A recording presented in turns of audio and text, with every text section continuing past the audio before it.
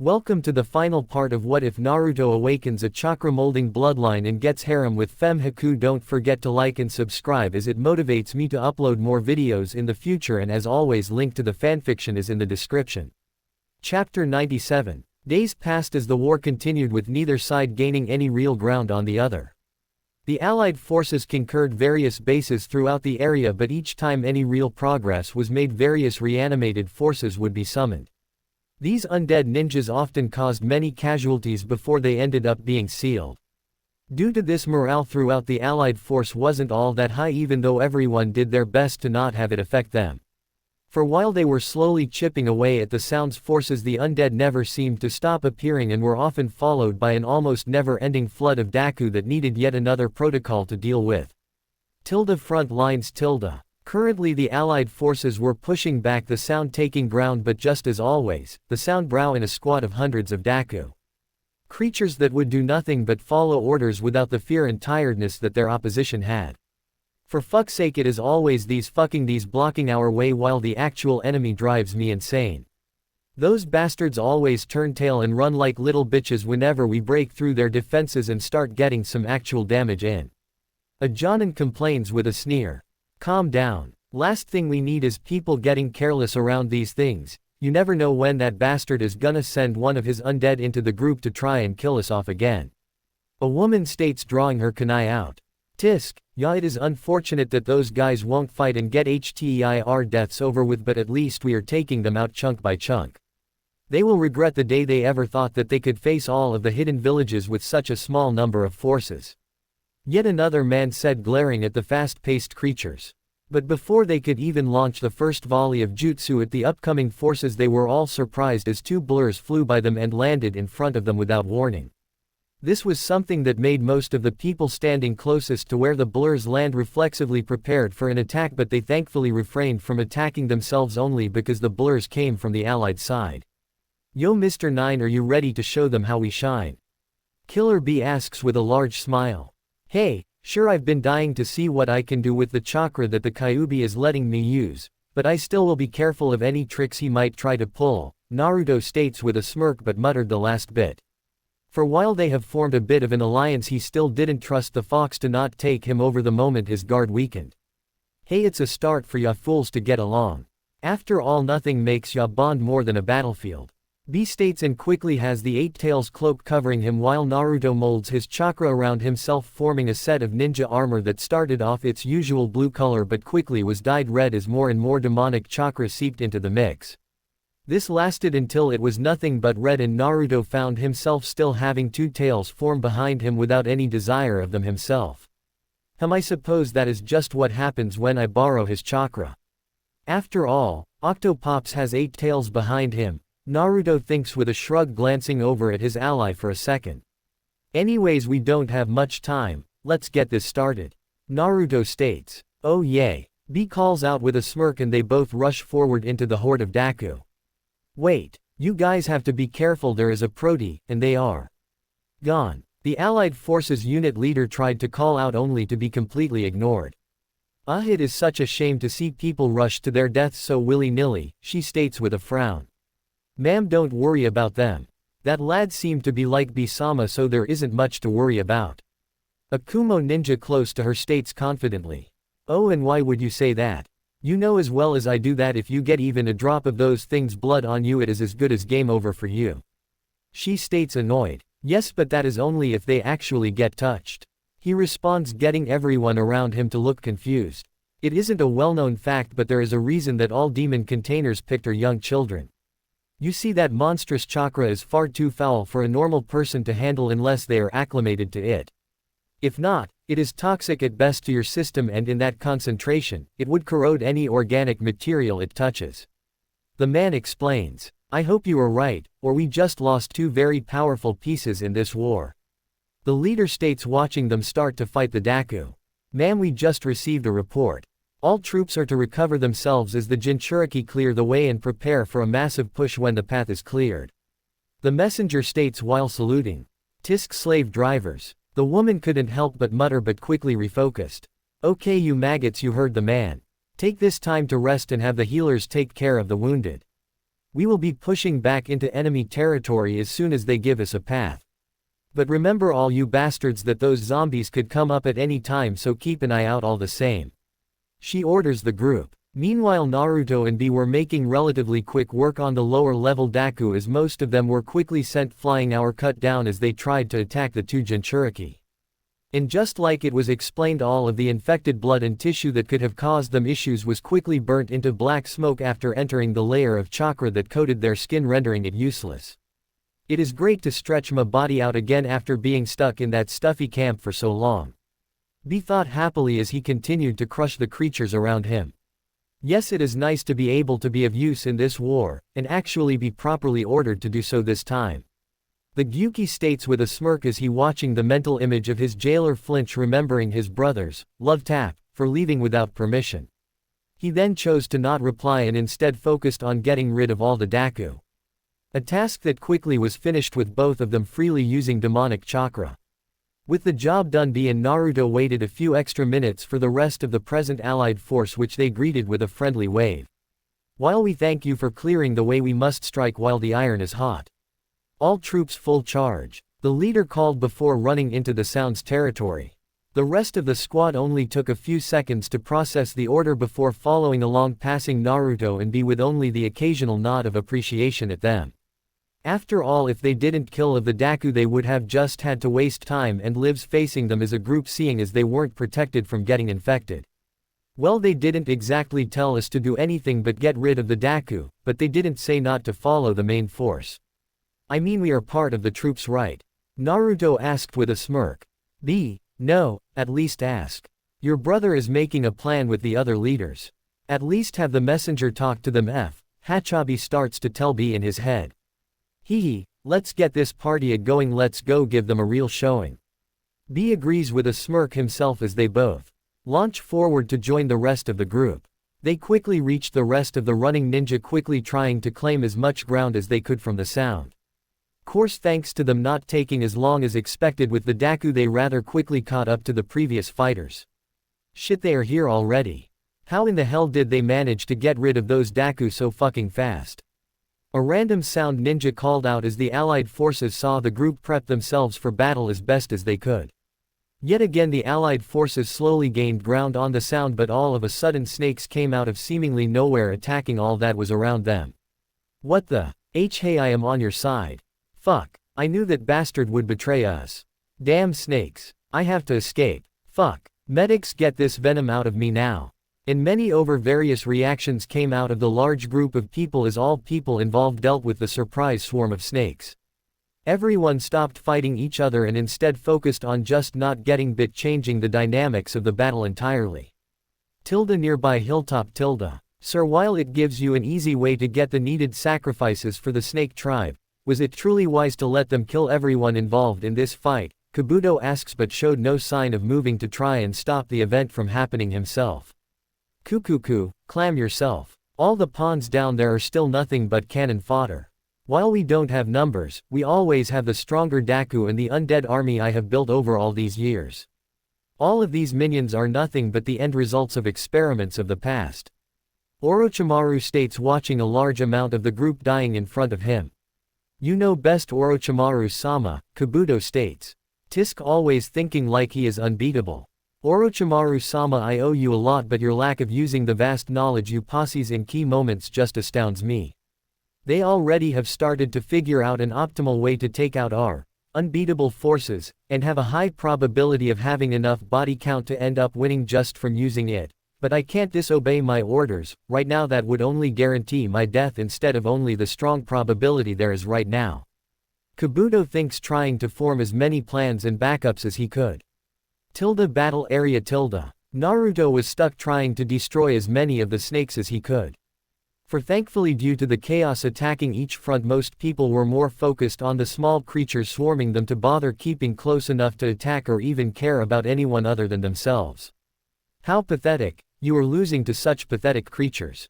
The Kyuubi grumbled, watching the fight through Naruto. I am trying my best here. Sure, they are easy to kill, but they just keep fucking coming. Naruto growled out in his head. Faye, you are using my power, stop making it look weak and actually use it. I am using it. I am sure you can tell I am cloaked in your chakra as well as my own. Naruto said, trying his hardest to not go back to his original ways with the massive fox. For even if he didn't want to admit it, he needed the edge the fox's power gave him. Sigh, yes, you are using my chakra, but you are not using it properly, but I suppose for once I can't blame your human idiocy for this.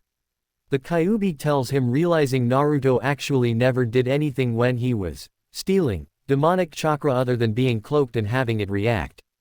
Okay, listen boy, because I refuse to be seen as weak even if it is through you. Picture how you did various human techniques through your mouth but use only my chakra. After setting it up, simply breathe it out, converting it to fire at the last minute. That way you should be able to incinerate the snakes and not have to keep my chakra sitting around you the whole time. The Kyuubi explains, seeing as chakra-fueled fire could easily last for quite a while until it finished feeding off the chakra energy it was given. Meanwhile, if a barrier of demonic chakra was made, Naruto would have to constantly keep his focus on the barrier instead of fighting, which would be something the Kyuubi considered embarrassing, creating a draw with simple snakes. Okay, but I don't have a fire attribute. My main element is wind and my second element is water. I don't think I have the ability to create a fire jutsu attack out of the blue without having time to focus. True, but I have proficiency in fire elemental chakra. Just mold my chakra like you would for any wind or water attack and it should mold into fire instead. And even if it doesn't, I will easily be able to force it to do so. The Kyuubi explained. And not needing to hear any more, Naruto quickly did just that and was quite happy to see that he did end up breathing fire like a flamethrower. Plus, just like the Kyuubi stated, the flames were more than strong enough to burn the summoned snakes into ash. Hey, it actually worked. When the fox is right, he's right.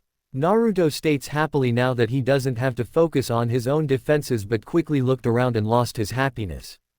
Well, he wants to show off his power, we might as well go big. Naruto muttered to himself and pulled even more demonic chakra into a new breath attack that he pushed as far forward as he could. So, this time he was able to stop the mass spawning of the snake swarm while also damaging any enemies that they would have had to deal with anyways. This fact was something that those behind the now formed flame wall noticed rather quickly as the remaining snakes were finally dealt with. Phew, thank fuck for whoever did that fire jutsu, I don't know how much longer I would have lasted. A random allied ninja muttered, panting, while many others agreed. Sadly, they didn't get to celebrate for too long before noticing a small group of people was coming closer to them again. And at the head of this group was someone that shocked Naruto. Sasuke, Naruto muttered, not expecting to see his ex-teammate in the battlefield. So in your pursuit of power you became Orochimaru's loyal lapdog, huh? Naruto asked with anger. Kukuku, well, I wouldn't say that he was loyal, but he served his purpose. Sasuke answered, finally close enough to show the small differences he now had. For not only was his voice now Orochimaru's, but he also had said man's slitted snake eyes and his almost always present cocky smirk. Hello Naruto-kun. How fitting for you to be one of the first enemies to see my newest step into perfection. Tisk, there is nothing perfect about you. You monster. Naruto growled out. Now Naruto-kun. You know as well as I do that true ninjas are heroes. We are the fighters that are willing to do anything to get the win, and I just happen to have pushed for that win much farther than anyone else. Orochimaru states, lightly laughing while still mostly looking like Sasuke. What a freak show. B muttered, keeping an eye on the strongest enemy he sensed. Tisk, well, whatever, the traitor just ended up paying for his greed. Naruto stated, feeling no true remorse for someone that avoided every attempt of help that he was given on a silver platter while in the village because it wasn't ever enough.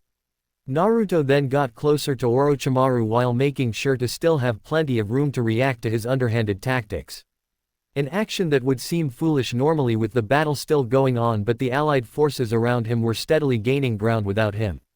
And trying to stop Orochimaru or even take him out here would be much more beneficial to the war. So what is your plan, Orochi-tem?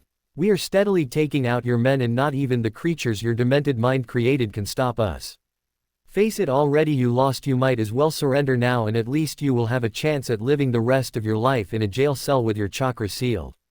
Naruto states with a glare. Kukuku kakaka. Orochimaru starts laughing softly at first but eventually starts laughing louder. What a funny idea you have there, Naruto-kun. These creatures my men, my army. No, they are simply the remainders of experiments. You guys are simply doing me a favor by culling away the weaker failures from the semi-useful ones. Orochimaru stated with a smile, then quickly closed his eyes and reopened them, but this time showing the mature Sharingan with Orochimaru's slitted pupil in the middle. Nothing matters except my own advancements. Who cares about the waste material of my journey? All that matters is me getting stronger and learning more. Orochimaru states happily. For in Orochimaru's mind nothing mattered as long as he lived on and continued his journey. Hell, he'd even happily get rid of Kabuto if needed, but his right-hand man has shown his uses time and time again. Grr, you fucking bastard. Is this all a game to you? Naruto called out in rage with his cloak getting more violent around him. Tisk, I will only warn you this one time because you massacred all those Nigan. The more you let your emotions run free, the more my demonic chakra affects you. If you want to become a mindless killing machine, that's fine though. The Kyuubi states, entertained by the battle but still not truly caring all that much. I thought you said you would let me use this much of your chakra. Naruto asks confused. Kukuku, indeed I let you have my chakra. You humans find it harmful for a reason though. Demonic chakra naturally feeds on negative emotions to become stronger, unlike your chakra. So, while I am not trying to corrupt you, it can still easily make you power hungry like a drug, but like I said before, if you want to go on a rampage, feel free. Thank you for the warning. Naruto stated after a few seconds, then quickly focused on trying to rebalance himself as the Kyuubi simply huffs off his thanks. No, this is not a game, Naruto-kun. This is what progress looks like. Orochimaru states. Hearing enough, Naruto tries to attack Orochimaru only for several coffins to appear to block his path. Now Naruto, I am too busy to play with you. But you probably will be too busy protecting your troops to bother me. Orochimaru states with a smirk, then walks away. You bastard. Naruto yells at the retreating figure but braces himself as the coffins open to show several undead warriors. Just great. I could have ended this all here, but I just had to talk. I truly hope I don't end up regretting that even more than I do right now. Naruto mutters to himself. A while later. After the main force finished off the sound ninja that didn't flee and the undead warriors, both Naruto and Killer Bee were called back to report and were now in front of some of the various troop leaders and the cages. So you are saying that Orochimaru is currently keeping both the appearance and the abilities of Sasuke Uchiha? Tsunade asks. That is correct. It seems that our traitor has managed to cause problems for us even after he has passed away. Naruto states, annoyed. Something that wouldn't have happened if you actually had your Anbu trained properly. Honestly, not only letting a genin escape but to also not be able to collect him. Onoki states, getting a glare from Naruto and Tsunade. Cough. Anyways, can we please get some information about what dangers this young man possibly could bring us? Mei asks. Brining the conversation back on track. Tisk, Tsunade clicks her teeth but still grabs a bingo book and ripped a page out. Then after a few seconds of writing, slammed the picture onto the wall and stuck it up. Here is all of his information. Now we will spread this to all groups involved, seeing as he is still a traitor. Who cares if a dead clan's information is known? Though make sure all ninja remember Orochimaru is S rank for a reason. We have to make sure that we don't have troops walking to their deaths thinking they have a chance. Tsunade states. Thank you, Tsunade, it will help more of our men to survive. Gaara stated calmly. A couple of hours later, Sakura . After a basic planning and briefing meeting, the cages quickly got an information briefing made up and spread it to everyone at the camp, which of course meant that the information got to Tsunade's apprentice quite fast. I just can't believe that Orochimaru is now in his body. Is there anything that we can even do at this point? Sakura mutters, playing with her meal a bit. A while after she started playing with her food, Naruto walked up to her with some food of his own. Yes, he got greedy and apparently he somehow got too far in over his head and got what he deserved. Naruto stated rather coldly. Do you think there is any way to reverse it? Sakura asks quietly.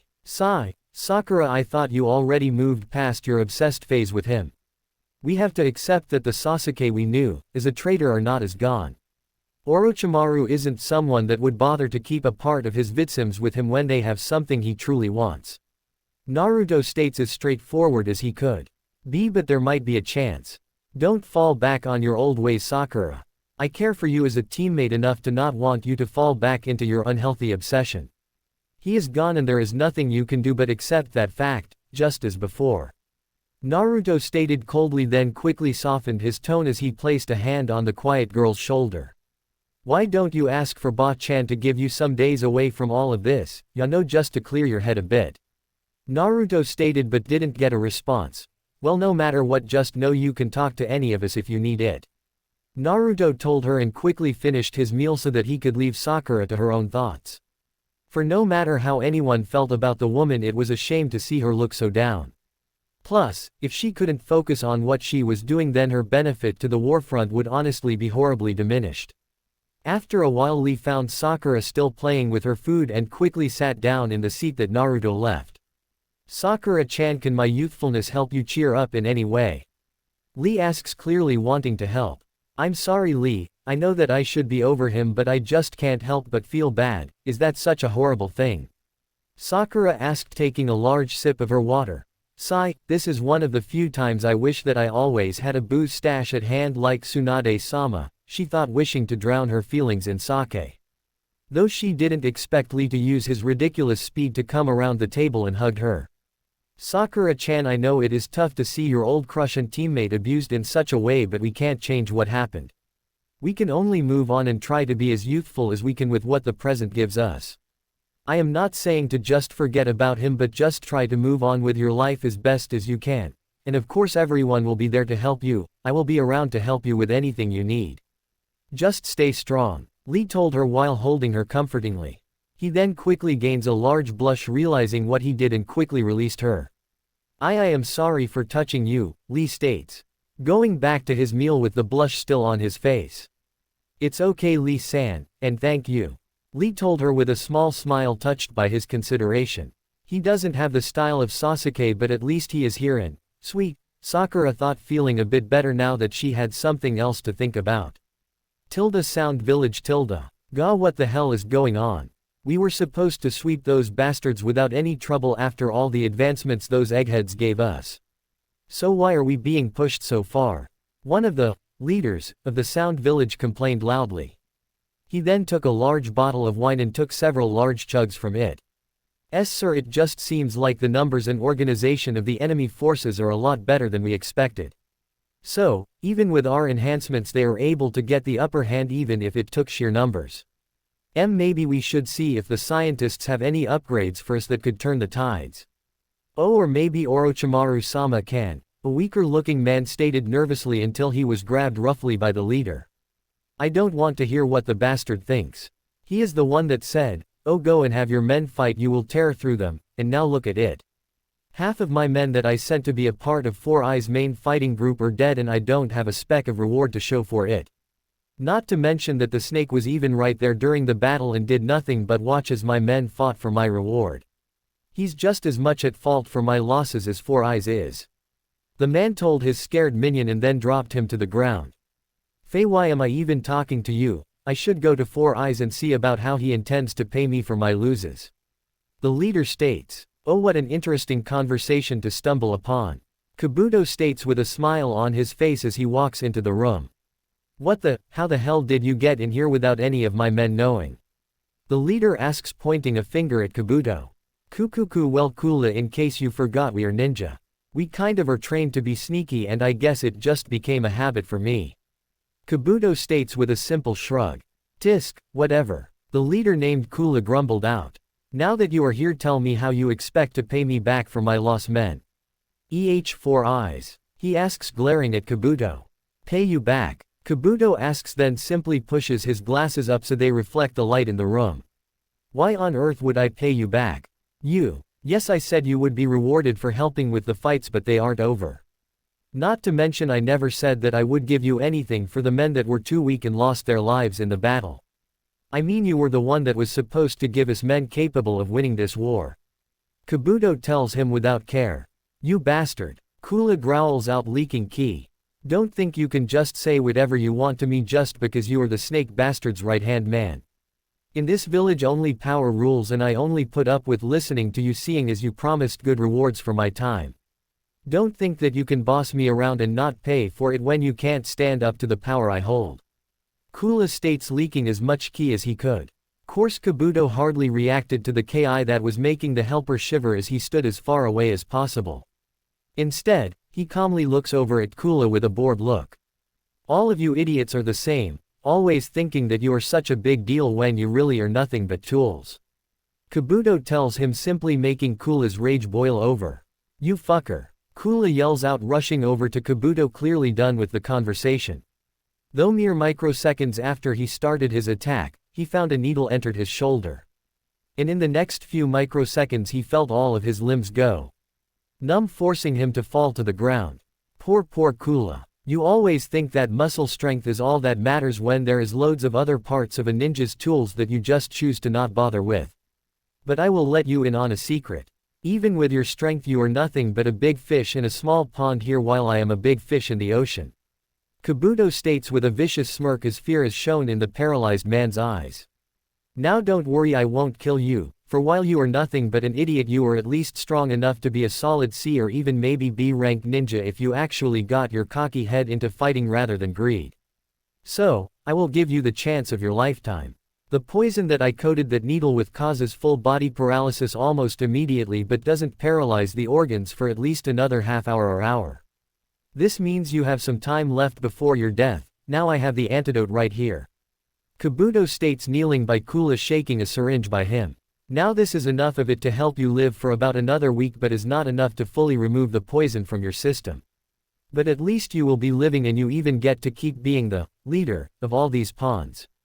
Though that is only if you stop with all of your stupid macho man bullshit and follow my every order, so take quick breaths if you agree to this. Kabuto tells the man, who quickly does this, showing body motion in the only way he was capable of currently. After which Kabuto quickly injects the solution into the large man, and Killua quickly finds the feeling in his body returning to him. Pleasure doing business with you. Oh, and don't worry, I am doing the same deal with all of the leaders of this village. I want to win this war and can't have any outside influences taking my eyes elsewhere. Though don't worry, I'll cure you after we win this war, and until then I'll keep giving you the doses each week, as long as you do what I say. Kabuto tells them and walks out of the room. That man is so much scarier than I ever thought he was. Killua states with fear still fully visible in his eyes. Meanwhile his minion nodded his head while he was huddled up in the corner, trying to be as small and unnoticeable as possible. Plus Kabuto plus. Tisk, these bastards all think that they are someone when they really are nothing but tiny pawns on the board. If I didn't need cannon fodder, I would have just killed them all off ages ago. But at least I finally figured out a plan that should work in our favor if I can just get Orochimaru-sama to actually follow a plan that's not completely his own for once. Kabuto mutters to himself as he walks down the hall. No matter what happened, the one thing that Kabuto was sure of was that this war would end one way or another in a week's time. Chapter 98 equals Near Sound Village equals. Tisk, I can't believe we are really gonna do this, the muscular man that used to control a gang complained, now geared up. We don't have a choice, man. Four Eyes got all of us good this time. And here I thought he was always just running on Orochimaru's coattail. Another man stated with a grimace. You would have known if you actually properly listened to Kabuto-sama's brilliance. He is quite the scholar. A man in a lab coat stated happily. Tisk, shut up, ass kisser. You are the only one here not forced to follow that bastard's orders. Hey, and yet you fail to see why it is smarter to be loyal to Kabuto-sama. The researcher states with his smile still present. Whatever, let's just go before I decide dying to this poison is worth cracking your skull open like a grape. The muscular man states gruffly and begins to walk away from the village. After which everyone else soon followed. Just like always, it was a large group of basic sound ninja and Daku, but the researcher now had several Okaku following his every command. The Jonin level of Daku, basically the strongest Daku that anyone but Orochimaru has the ability to control. Stating this, seeing as I haven't used my different types at all in this story, something I truly am saddened by. Eventually the group made it to a rather large fortified building that was one of the research centers under the Sound's control until they were pushed even farther back. Still, none of the members of the team showed any hesitation in beginning the attack to try and tear down the building they built up in the years prior. Allied forces in building. When the army of sound troops was first seen, a message was quickly sent to the commander, who was previously sitting in the throne room on the top floor. But with the news, he quickly joins the rest of the Allied forces on the lower floors as they geared up as much as they could. "Come on all of you, I want to have our defenses ironclad in 5 minutes.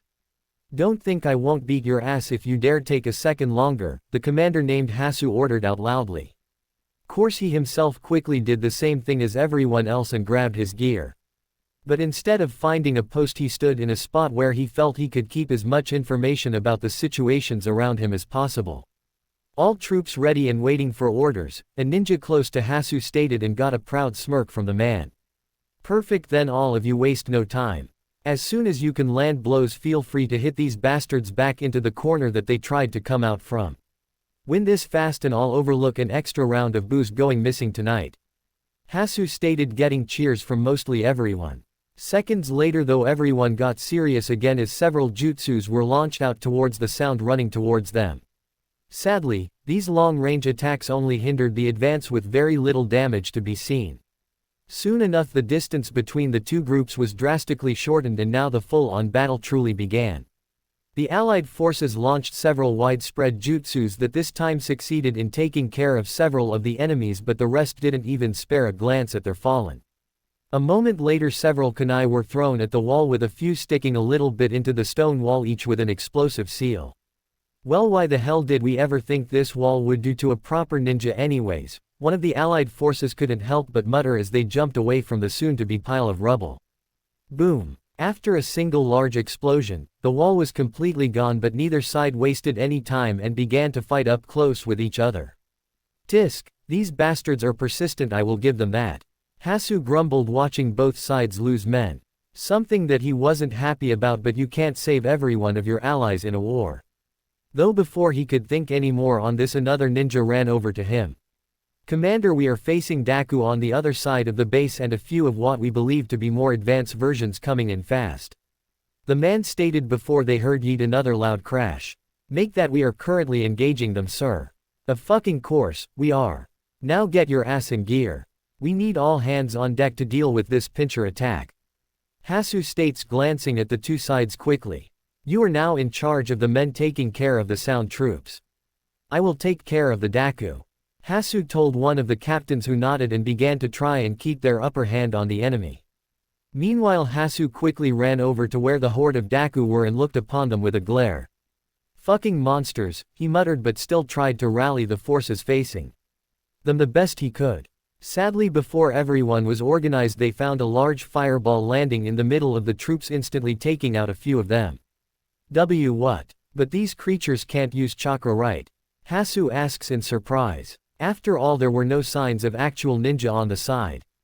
"Kekiki, of course not. But their advanced big brothers can do the job for us.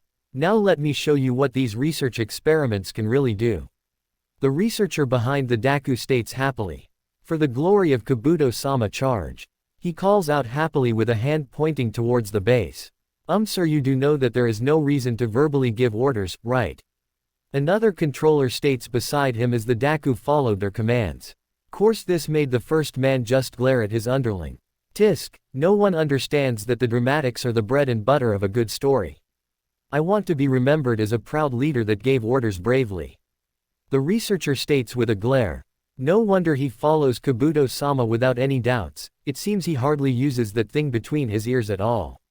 His underling thought, but smartly chose to keep this comment to himself.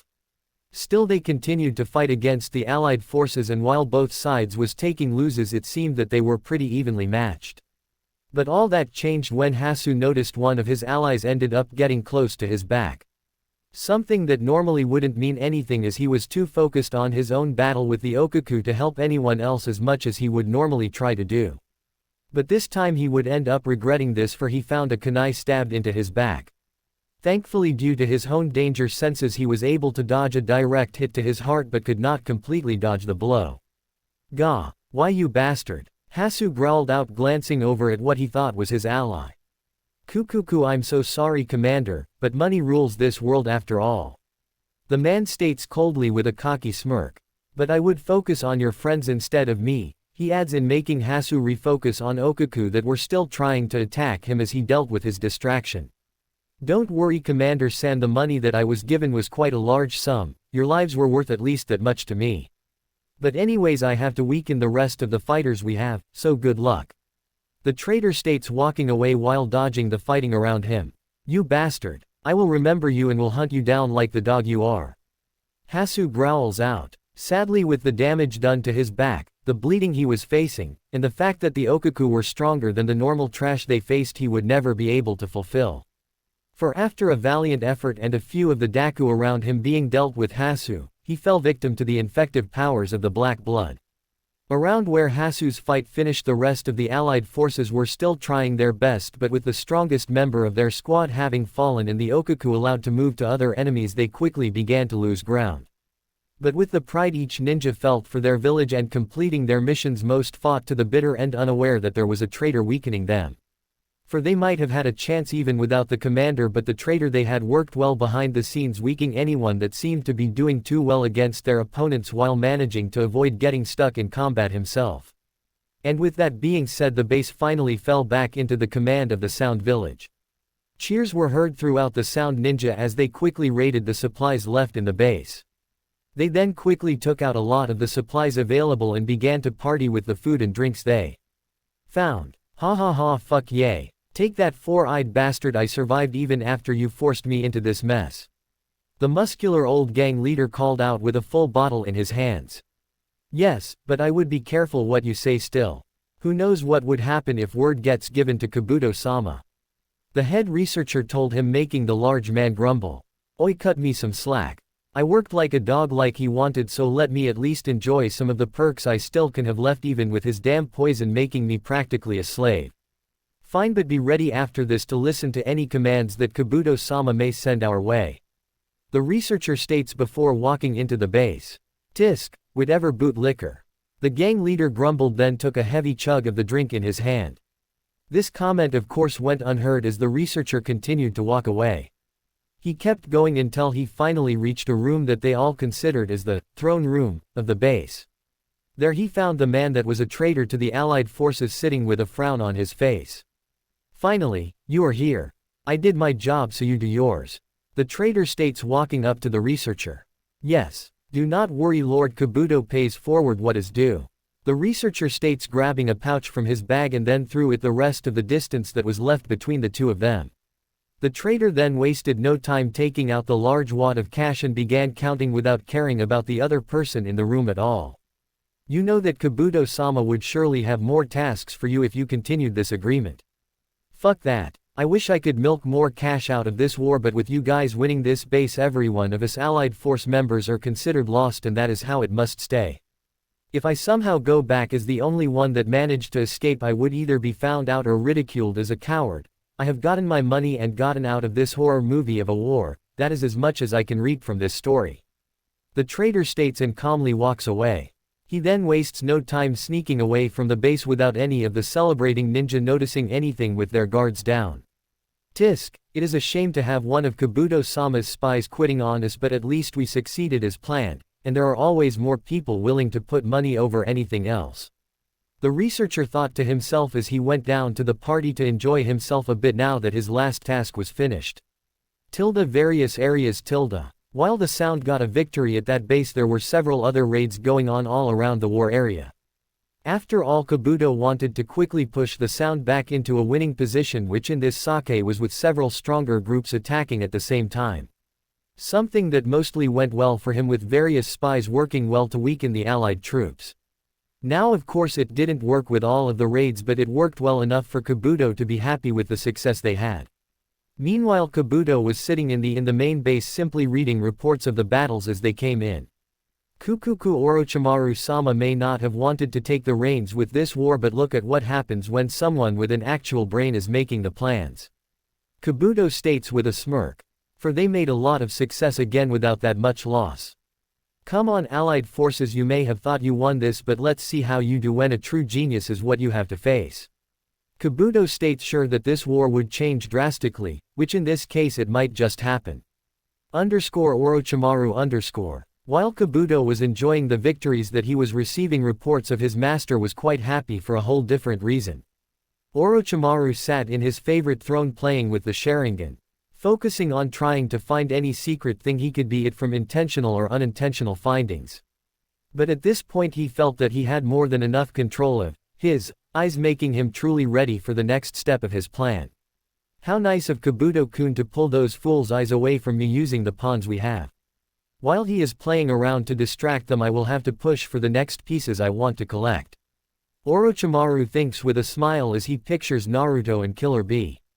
Two people bonded with demons that could rival my power even now. If I could get control of them, I would at least have a near-endless battery of chakra to use for whatever I please. And at best I should be able to take control of the demons directly and make sure that the world truly has no chance to stand against me. After all, what person is dumb enough to think that they can handle three godlike beings, even one at a time, let alone all at once? Orochimaru thought, breaking out into an evil chuckle. Wait for me, my precious resources. I will come to collect and play with you before you know it. Orochimaru states, picturing them in the palm of his hand happily. Orochimaru, while incredibly smart and honestly the seemingly strongest Sannin, after all he was the only one that didn't take any time to goof off, but truly has the flaw of focusing on his own desires far too much. At least in this story his flaw will stem from this idea. Plus equals Konoha equals plus. While the way was going on, there was still things happening all around. So, Konoha at least left a basic amount of people to manage the village. Though a good portion of their defenses were left to Genin and some of the weaker members of the other ranks. So, it wasn't a surprise to anyone to see that Team Ebisu were all present in the village. And nothing against Ebisu, seeing as I know almost nothing about him, but with what you are shown he doesn't seem like much other than a prideful man. Could very well be wrong about his lore though, seeing as I just don't know. Man, this sucks. Why are we still here when there is a war going on? Konohamaru complains while laying on a roof.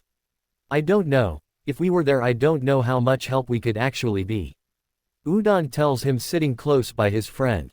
Oh come on Udon, have some pride. We have made it so far with all of the training we did.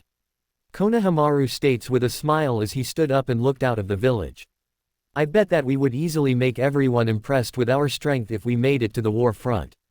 Ow. Konohamaru stated, then began to rub his head. For after he said this, his second teammate came up beside him and hit him on the head. Why'd you do that, Moegi-chan?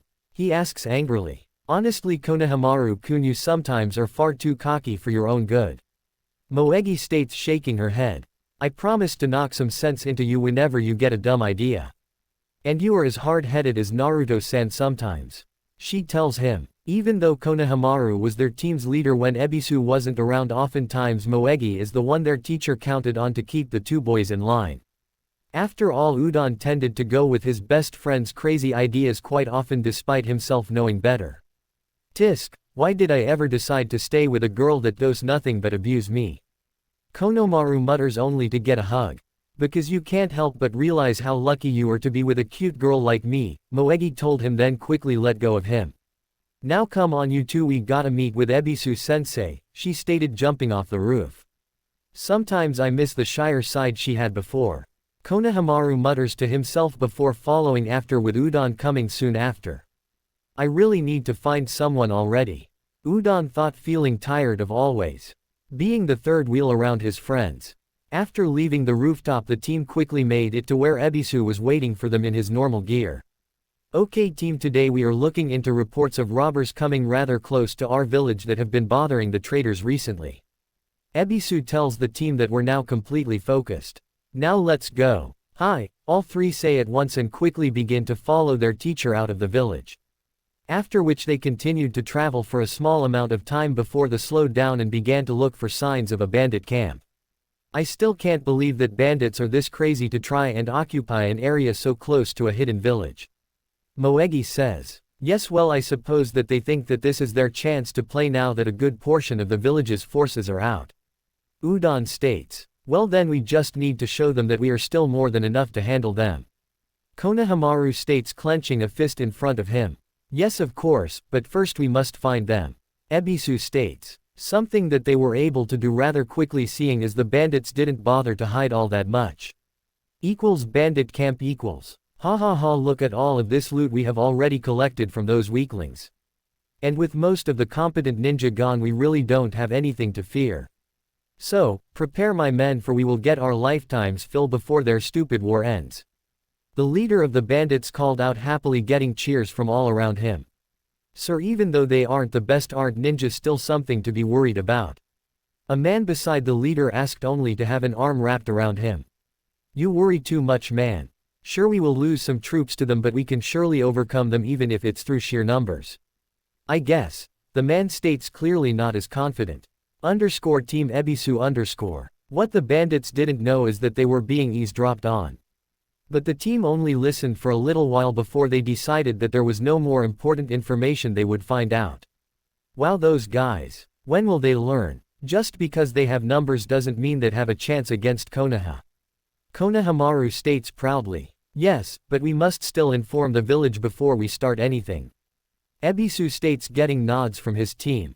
And with that being said, they quickly made it back to the village. Plus the next day. When Konoha got the information about the bandits, they quickly set up a plan to deal with the bandits.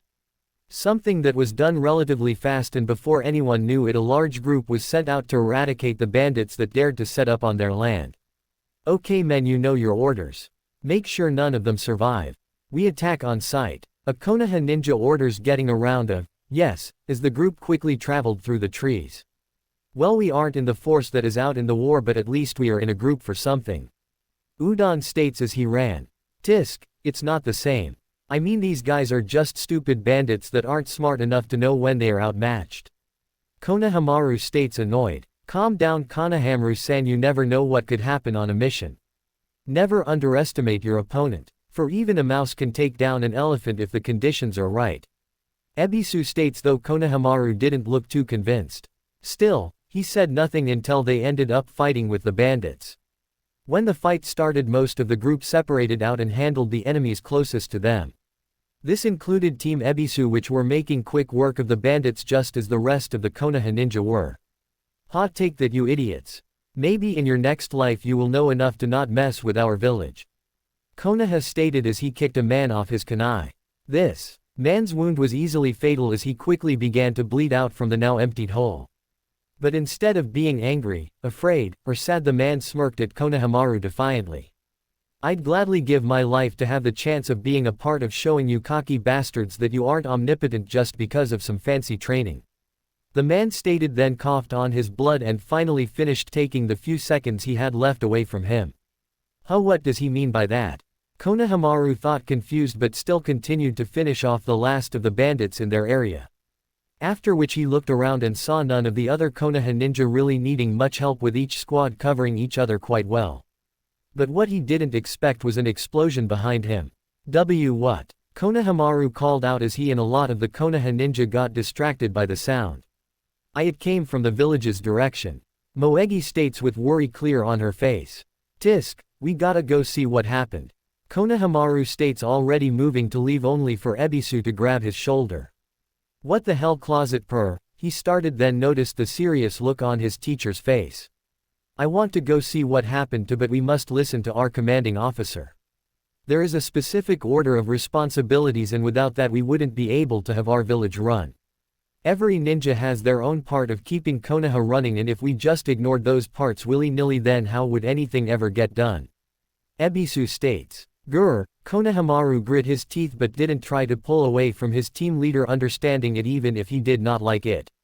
Though in this point he didn't need to stress about the situation for long before the commander of their group was heard through the groups that were still fighting. Attention all Konoha ninja not assisting in finishing these bastards off. Go see what the fuck just happened to our village. After hearing that, Konohamaru quickly looked over at Ebisu expectantly. Yes, now we go. Ebisu states with a nod, and without having to say anything else, Team Ebisu quickly ran back to the village with a small amount of the ninja they came to the fight with. Konoha. Team Ebisu quickly made it to the village again and spared no time running through the gate and began looking for anything out of the ordinary. Something that they were quickly able to find with a large group in one of the plazas. In this case they saw a group of people that practically screamed bandit in appearance. Jajaja, my underlings did their job great. Now while all your almighty fighters are out, you bastards have to listen to us, ya hear me? A large man calls out while the rest of the group glances around the people in front of them. A group that in this case was mostly made of the women of the village of all various ages. Now all of you will sit here and not dare to try anything, or we will strip ya down and take you to sell to a brothel. The man adds, leering around at the woman. But if one looked at the woman around the men, very few of them were actually showing much emotion other than annoyance, except for the kids. None of them made any move to leave the plaza that the men decided to set up in either. Did you hear me, bitches? I saw, the man states with a growl, looking around. We heard you, asshole, you just don't know who you are messing with. A woman states. And what am I exactly dealing with then? The leader asks, annoyed. Look around, I have a large group of armed men here. I destroyed a house with one of my many explosives to show that we are serious. This is my heist, woman, and you will listen to me or suffer. He called out, annoyed, only to hear a chuckle that made him even more angry. Listen here, I get that you think you are big and tough just because you know that most of the ninjas are out of the village. But this is Konoha. I don't know about other places, but around here all these people are the wives, husbands, fiancés, families, retired ninja, or even friends that are ninja. This village breathes the ninja life, and even though we may not work as ninjas, we sure as hell aren't your normal villagers. The woman that spoke out explained, with most of the people around he agreeing. Oh, so you are oh so confident that you are better than any other random village, huh? Give it up, without your ninja protectors you are nothing but weaklings for the slaughter. The man states, laughing at everyone around him. Though thanks to his full-bellied laugh he failed to notice the stone flying at him until it hit him on the head. Ow. Who the fuck threw that? You are dead, ya hear me? Dead. The man states, glancing through the crowd. Tisk, enough of this, let's just show these idiots what they are truly dealing with and stop messing around.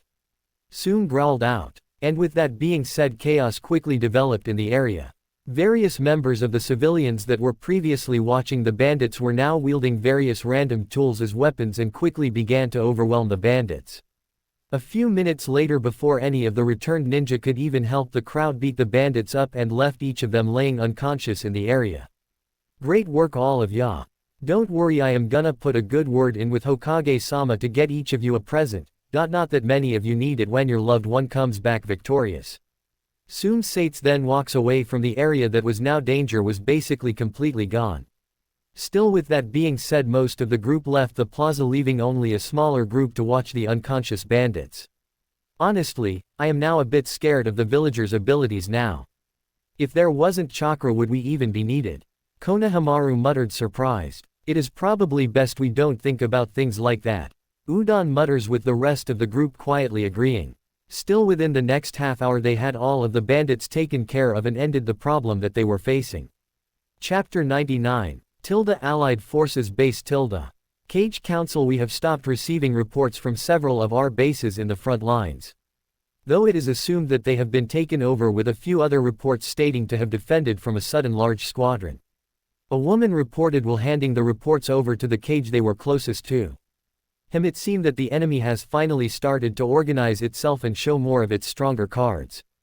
Mifune states, looking through the report when it was handed to him. Indeed. It seems that after pushing them into a corner they might be using all of their remaining trump cards to try and turn the tide. Gaara agrees calmly. A useless attempt. We just need to push through their final defense once and for all. States proudly. We must still tread carefully.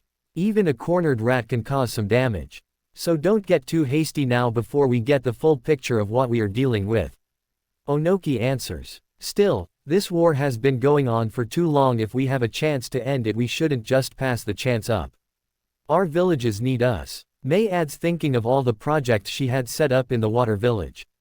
Indeed, but that bastard always seems to have something hidden in his sleeve. Tsunade grumbles. Still, we can't just sit back and watch as all of our progress is lots. After this they all tried to push various plans, but eventually a plan of action they all could agree on was born and agreed upon. Now that the useless chatter is done, let's go get that bastard. A growls out. Yes, the time will be coming soon. But first we must let our troops finish their missions. Gaara tells him with a quick nod. After all, they were all hoping to finish this war once and for all. Hours later, around recaptured bases. A small army of allied force ninja and samurai hid a ways away from the base that got raided, listening to their commander give instructions before they started the battle. This didn't take long, and soon enough the entire force enacted the plan. The entire group quickly split apart into several smaller groups and attacked several spots of the base at the same time, causing mass chaos. Each group entered through various already damaged holes in the defenses, fully ready for a hard-fought battle. But what they found instead was that most of the enemies in the base were caught almost completely off guard and were taken care of almost instantly, leaving only the leader, who was tied up and now sitting fearfully in front of the commander. Why the hell did we even lose the base to these idiots? I mean, there wasn't even anyone to worry about. Did we really put weaklings this far in front of our forces? One of the captains grumbled, annoyed. For the battle they all were worrying about turned into little more than a slaughter. Be silent, something doesn't add up here. Their commander ordered, and then looked at the scared man in front of him. You better talk or you won't like what happens next, got it? The commander states, spinning a kunai on one finger. Something the horrified man nods repeatedly to. Good, now spill what your leader is up to. There is no way in hell you would take back over a base only to fill it with incompetent idiots like this for no reason. The commander states simply, I don't know. Some guy just came to my group and paid us to guard this base. Honestly, we expected them to just not have the forces to fully guard this place, but instead they just moved on after giving us money without saying anything. I promise I have nothing to do with whatever is going on here. The man states, terrified. As if someone couldn't notice that there is a war going on in this area. Do you expect that lie to work at all? The man that spoke up at first grumbled out. I mean, I don't know, the bandits that we have to deal with never have been the smartest people. Another person adds with a small shrug. So which direction did they go then? The commander asks, ignoring the chatter around him this time. They went to the west. Saying something like having to continue with a man that has four eyes plans. The captured man states, making the commander narrow his eyes a bit. Something that made the captured man flinch as far away from him as he could. So, they got some cannon fodder troops to sit in here and left towards our base. Communications, contact the squad that was sent to the base closest to us and ask how their raid went. The commander orders a woman with a large contraption on her back. Yes, sir. She stated simply, and wasted no time taking a piece off of the pack and began pressing various buttons as she moved a bit away from the group towards the window. The rest of the group waited several minutes before she put the piece back on the pack and walked over to the commander. Sir, they report to have succeeded with minimal problems, just as we have, but the enemy commander is refusing to talk so far, even with motivation being given. She reports. I thought as much, the commander mutters, then looked at the captured man that was still looking around with complete fear on his face. He then quickly threw a kunai directly into his heart, ending the man's life. Everyone get ready to leave. We are going back to the main base as soon as we can. I want to be there yesterday. The commander states, surprising several of those around him. Commander, what is going on? A man asked, concerned. Are you dumb? It is obvious that this was some ploy to get a good amount of our force out of the main base. We don't know where the hell they went, but it sure as hell means that they are somewhere in our territory with an unknown amount of troops. So, the best place for us to make sure is protected is where our cages are. The commander stated. And that explanation was more than enough for all of those who were confused to get the message, and they quickly left to make sure everyone was doing their best to move quickly. The commander then looked over to the communications officer, who was surprised as well. Can you let me give a message to the other base? He asked her now in a much kinder tone, and she quickly began to fiddle with the contraption yet again before finally handing it to him. We can't reply in real time, but anything you say right now will be heard by the other side.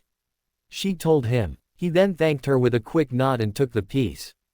Whoever is hearing this, this is the commander of the attack on base D-8.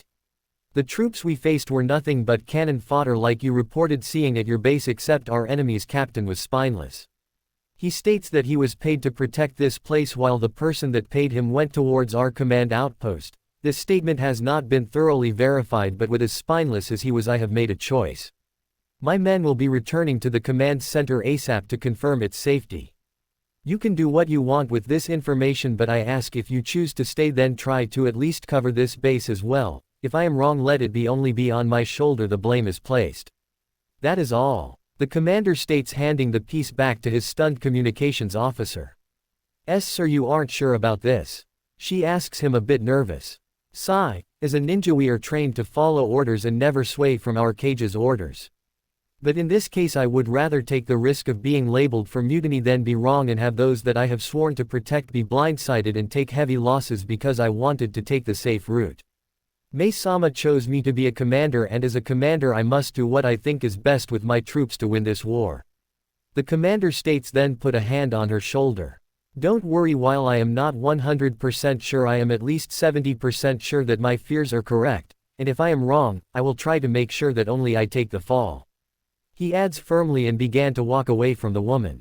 Sir. She called, getting him to glance back at her. Thank you for being a true hero. She told him, clearly a bit embarrassed. Hey, save calling me a hero until we find out if we actually manage to counter an enemy force or not. Now get ready to leave. He told her, continuing to walk away. Sir, yes sir. She states, standing at attention. Our commander is truly deserving of being a high-ranking officer. She thinks proud to follow such a man. Plus, meanwhile, closer to the main allied forces plus. As the commander of the base D8 had guessed, there was a large group of fighters coming towards the main base as he had guessed. This group contained all of the missing sound ninja that were the ones that actually attacked the base. Though in this squad's case Kabuto was walking with them now as they traveled as fast as they could while trying to remain unnoticed by various scouts and bases. This is such a pain in the ass. If we were going to go for an all-out raid, then why did we let them take so much turf anyways? I mean, all we are doing now is trapping ourselves in an unmade trap. The leader grumbled as he hid away from a scout party that was too close for comfort there. Location. Well, if you idiots were actually stronger we wouldn't have had to do this in the first place, and I wouldn't have had to put a leash on you to get a proper plan going. Kabuto states, getting a growl from the man. Not that he really cared at all. Hey, did you hear something? One of the scout team asked as one of them looked over towards the sound ninja troops. I didn't, but I swear I sensed a flare-up of chakra over here somewhere. The woman states, still staring over at the forest the sound ninja was hiding. You are just overthinking things. We are so far away from the front lines. I mean, this task is basically only for formality's sake. One of the men told her uncaringly. Course this would be the man's last mistake, as several needles so thin they were almost invisible flew out and pierced their chests right above their hearts. Now the needle was fine enough that it was able to pierce through the basic armor each ninja wore easily, but it did not do enough damage to actually kill any of the people it hit. Though the poison it was coated in that instantly got pushed through their bloodstream did the job of stopping them quite well instead of actually damaging them. Quickly hide the bodies so it takes a bit longer for them to be found. Thanks to you idiots, like usual we are under a time crunch. Kabuto states with a glare at the man who nearly got them caught. Whatever, we are nearly there and they are dead. The man stated, annoyed. No, they are not dead just yet. I am sure that there are sensors keeping an eye on things and they surely would notice if a group of signatures got snuffed out. We are now under a time crunch, seeing as they will eventually die, and it's a 50-50 if they notice them disappear, not to mention we have no idea when the next scouting team will be coming to look for them, so yes. You did put us on a time crunch. Kabuto states, and the previous leader couldn't help but feel a bit dumb even if he still felt anger at being talked down to. Still, after this blunder they continued to move towards the main base of the allied forces while keeping their chakra as repressed as they could to hopefully slide under the senor's radars. Okay, we stop here. Kabuto tells the group that complies. Now, just as I have told the rest of the groups, we are going to wait until this evening to attack to give the other groups as best of a chance to reach the main base from their original spots. After which we will be attacking with our main targets being the armory, food storage, and if we can do so, damage to either the sensors or the command chain. When the first two targets are confirmed to be hit, I will allow you to use the remaining Daku to distract the army while we escape, and if those fools can't even make it to attack with us, then they better hope that they were wiped out by some random heavy hitter instead of being slow. Kabuto told them, and with that they tried to get some rest and ate the rations they had to be as prepared for the fight as they could. The chakra sensors in the show really aren't explained a whole lot at all, so I am making it basically a form of radar in this story. And while it can be fine enough to pick up even animals, that precision takes up a lot more energy and effort to maintain. So, Kabuto is banking on them trying to conserve chakra and not able to sense their hidden signatures. Not to mention with the scout team, while the sensors may think it's weird they aren't moving, at least they didn't turn off all at once. For it's easier to notice a large light go off than for it to dim a few shades every now and then. Time passed and eventually it came time to attack, so the whole group quickly did their final preparations. After which they wasted no time leaving their spot and finished reaching the main base camp. Something that eventually got them caught, but just like Kabuto wished, the allied forces also noticed the few other groups attacking at the same time. Kukuku. Go ahead and do as much damage as you can. Remember, if you do good enough, the real antidote is all yours. Kabuto states happily to the man beside him. Tisk, fucking bastard, was all he growled out, but did as he was told. Now we have made a decent turn around with the war effort. Now let's hope this assault goes well. Course I don't expect this set of troops have enough power to actually win anything too major here. But at least it will make them think twice about any plans that are too bold. Kabuto thinks happily but quickly senses something and grows annoyed. Tisk, what is Orochimaru-sama doing? Kabuto thinks, feeling several of their shared pool of usable reanimated ninja were just summoned out. And the ones that were taken out were a few of the stronger ones they managed to get. Of all times that greedy man decides to move, it's when I finally try to pull this war back into a favorable one. Just what could possibly be his idea now? Kabuto thinks, but knew he couldn't do anything to actually about it other than trying to rebuild afterward. Orochimaru_. While Kabuto was in the middle of his plan, Orochimaru finally decided to make a move himself. It seems that while this body lets me do basically everything I wished to do, it causes my chakra to be used up at a much faster rate. It could possibly be due to not being used to it still, or a side effect of the transfer. Either way, I must find a way to fix this problem for good. Orochimaru mutters, sitting on his throne. His thoughts then went through all of the information he has gained over the years to try and find the best solution. After only a couple of minutes of thinking, he began to laugh happily as he got an idea. Of course, it would be that simple. Kukuku, who would have thought that my old village would give me not only one golden opportunity but two? Orochimaru states with a sinister smile, thinking of Naruto and his bloodline. In his eyes, mixing the genes of the two clans could not only make the excess chakra usage nulled out, but also make sure that he had more than enough chakra to test even the strongest of jutsus as many times as he wished without rest. The combination seemed so perfect that he was almost disappointed with himself not thinking about it before. It is too bad Naruto-kun is a male, but I'd imagine one of the breeding sows I have waiting to start the Uchiha clan relatively quickly, and with the genes he has, that boy should be still more than able to breed his DNA into the mix as soon as the baby grows up fully, so she can create the best child possible. But now I mustn't get ahead of myself. Let's go get my golden ticket while Kabuto-kun is so kind to keep the troublesome ants out of the way. Orochimaru decides and quickly gets up and leaves his throne room. After leaving and quickly getting his usual setup on, Orochimaru left the village itself without even a word to anyone around him. He then ran as fast as he could towards the enemy headquarters. He of course paid no mind to any opposition that tried to block him, as they were quickly dealt with. Eventually he reached the headquarters and actually managed to catch up to Kabuto's attack plan. This of course destroyed any bit of the secrecy that Kabuto had left as they rushed at the base, seeing as it was next to impossible for Orochimaru not to be noticed. Something that he truly didn't care about as he watched the group in front of him attack the base that was scrambling to repel said attack. He of course didn't even lift a finger to help the pawns in front of him, not that he had to. As he quickly noticed several people coming towards him fast. Kukuku, how nice of all of you to greet me. Orochimaru stated with a cocky smirk as the people appeared in front of him. These people were each of the Kages who were currently glaring at the cocky man with their combined ki weighing down on him. Though they at least didn't leave their troops high and dry like Orochimaru did. This is why Jiraiya was left out of this fated meeting. For they needed at least one very experienced ninja to give orders if needed. So, you finally decided to bring your head to us on a silver platter, huh? Good, let's end this stupidity right here and now. States getting into a fighting stance. Oh, I am sorry to disappoint, but I have no interest in any of you today. Orochimaru tells them, then jumps back to dodge the ground being destroyed around them thanks to a punch from Tsunade.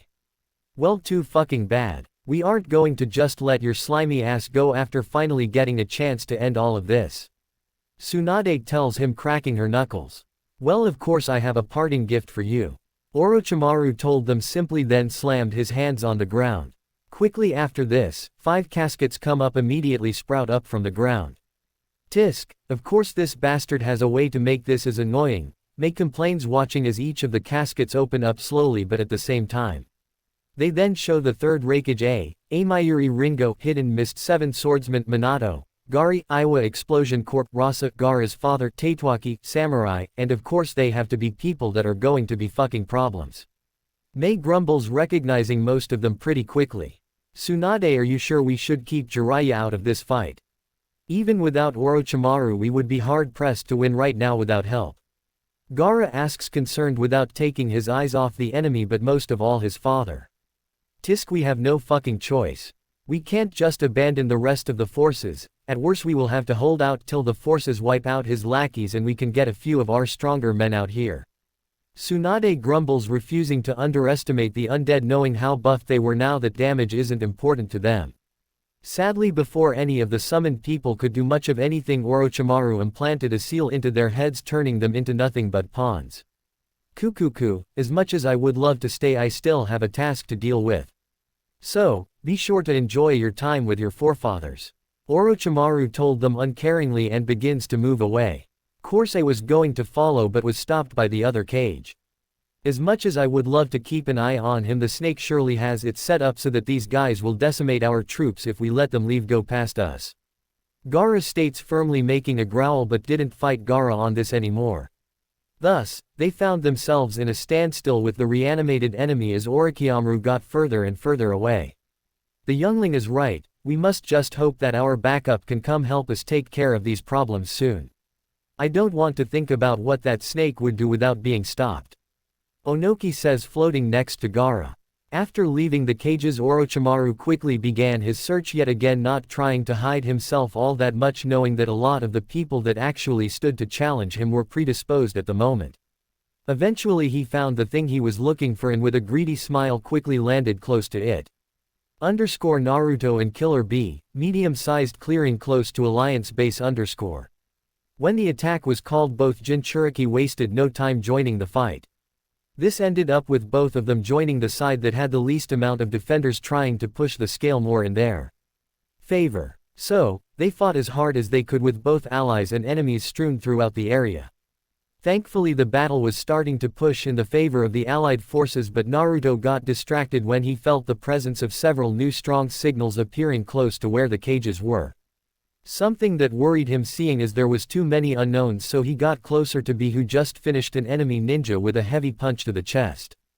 B-san, we need to finish this up as soon as we can. Something is going on where the cages are, and whatever it is, at least on par with them. Naruto told him seriously. Tisk, we can leave our peps here to die, but big bro could need some help. Can you make your strange clone technique to cover for me?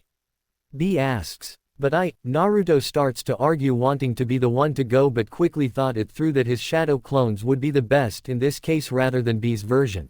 Fine, just keep them safe for me, Naruto begrudgingly told him, then created around a dozen clones. Roger, Mr. 9 inches, B states with a smirk, and prepared to leave the area.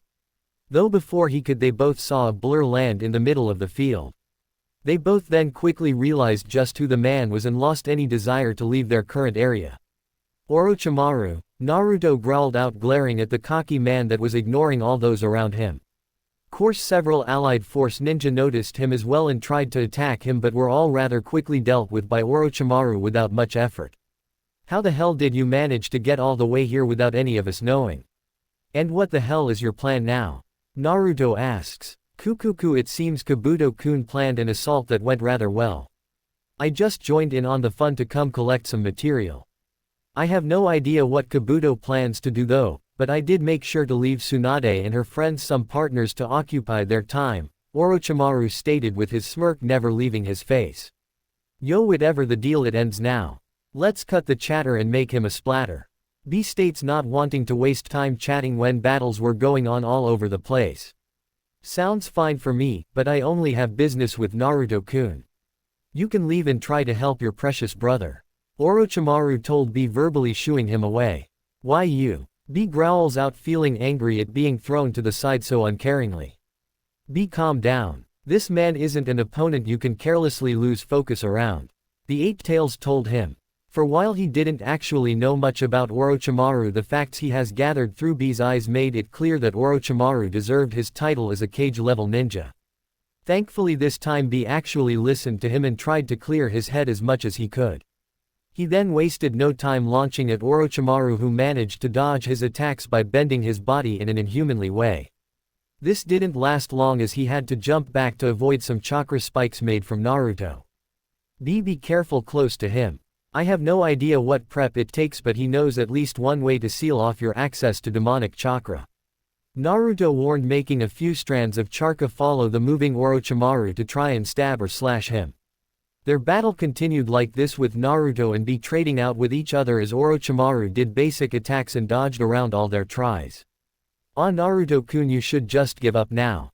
Come with me and I promise that I will at least allow you to keep your close friends alive. Orochimaru offers. Shut up. No one will trust a word you say ever. I mean, Sasuke did, and look at him now. You are wearing the person you spent all that time supposedly training as a skin. Look at what trusting you brings people. Naruto states. Kukuku, of course I am using him because I always planned to do so. He knew this and tried to use me instead. I just managed to win our little competition though, and now I have the eyes I have dreamt about for years now. Though you will be used for something much different, and I promise have no desire to use your body.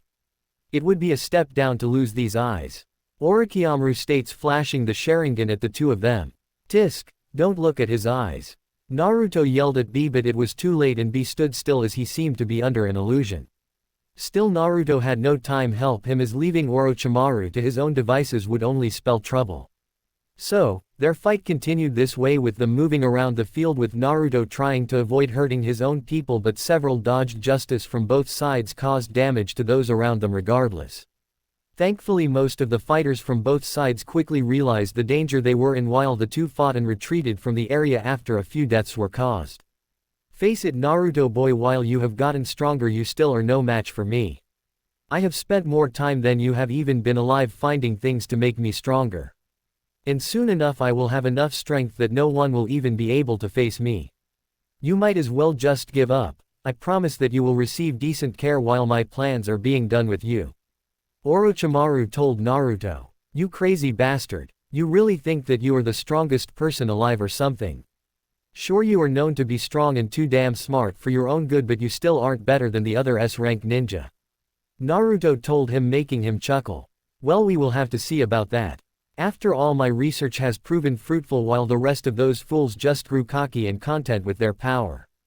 Orochimaru explained. With my research in place I already don't have to worry about aging our bodily damage. After all, I am well on my way to becoming a god. Orochimaru added, showing just how far his crazy mind has brought his thought process. Don't have to worry about damage, huh? Then how about this? Naruto called out, making a large Rasengan, but this time began to push some of the Kyuubi's chakra into it as well, making the sphere grow blacker and blacker. He pushed it to the limit of what he could control, and as soon as it reached that point cleared the distance between the two of them in an instant. Tisk, what is this brat doing? Even with my regenerative abilities, the chaotic nature of that chakra could cause some possibly irreparable damage. No matter, I will just have to study it later, but for now. Orochimaru thinks before starting a jutsu as he jumped away from Naruto. Now Naruto of course tried to follow after, but near seconds late a large shield wall formed in front of him. Said wall got hit by the attack before Naruto could avoid it and caused a massive explosion that pushed the power past the shield, leaving a decent trench. Though after the dust dissipated from the attack's power discharge, Orochimaru was found to be fine with two lines in the dirt in front of him. Though on either side of both lines was a massive trench that even reached just up to the one of the lines as well.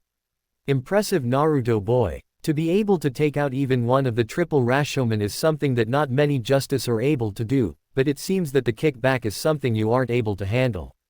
Orochimaru states looking at Naruto's arm which had a few lacerations and chakra burns around it making the arm unusable at the moment. A good try but it seems that my intelligence has proven to be more useful than pure brawn yet again. Orochimaru states with a smirk. Fuck you, Naruto answered with a glare determined to not surrender. No matter what cost. Kukuku, how valiant of you to not give up when you know you are beat, but let's end this farce.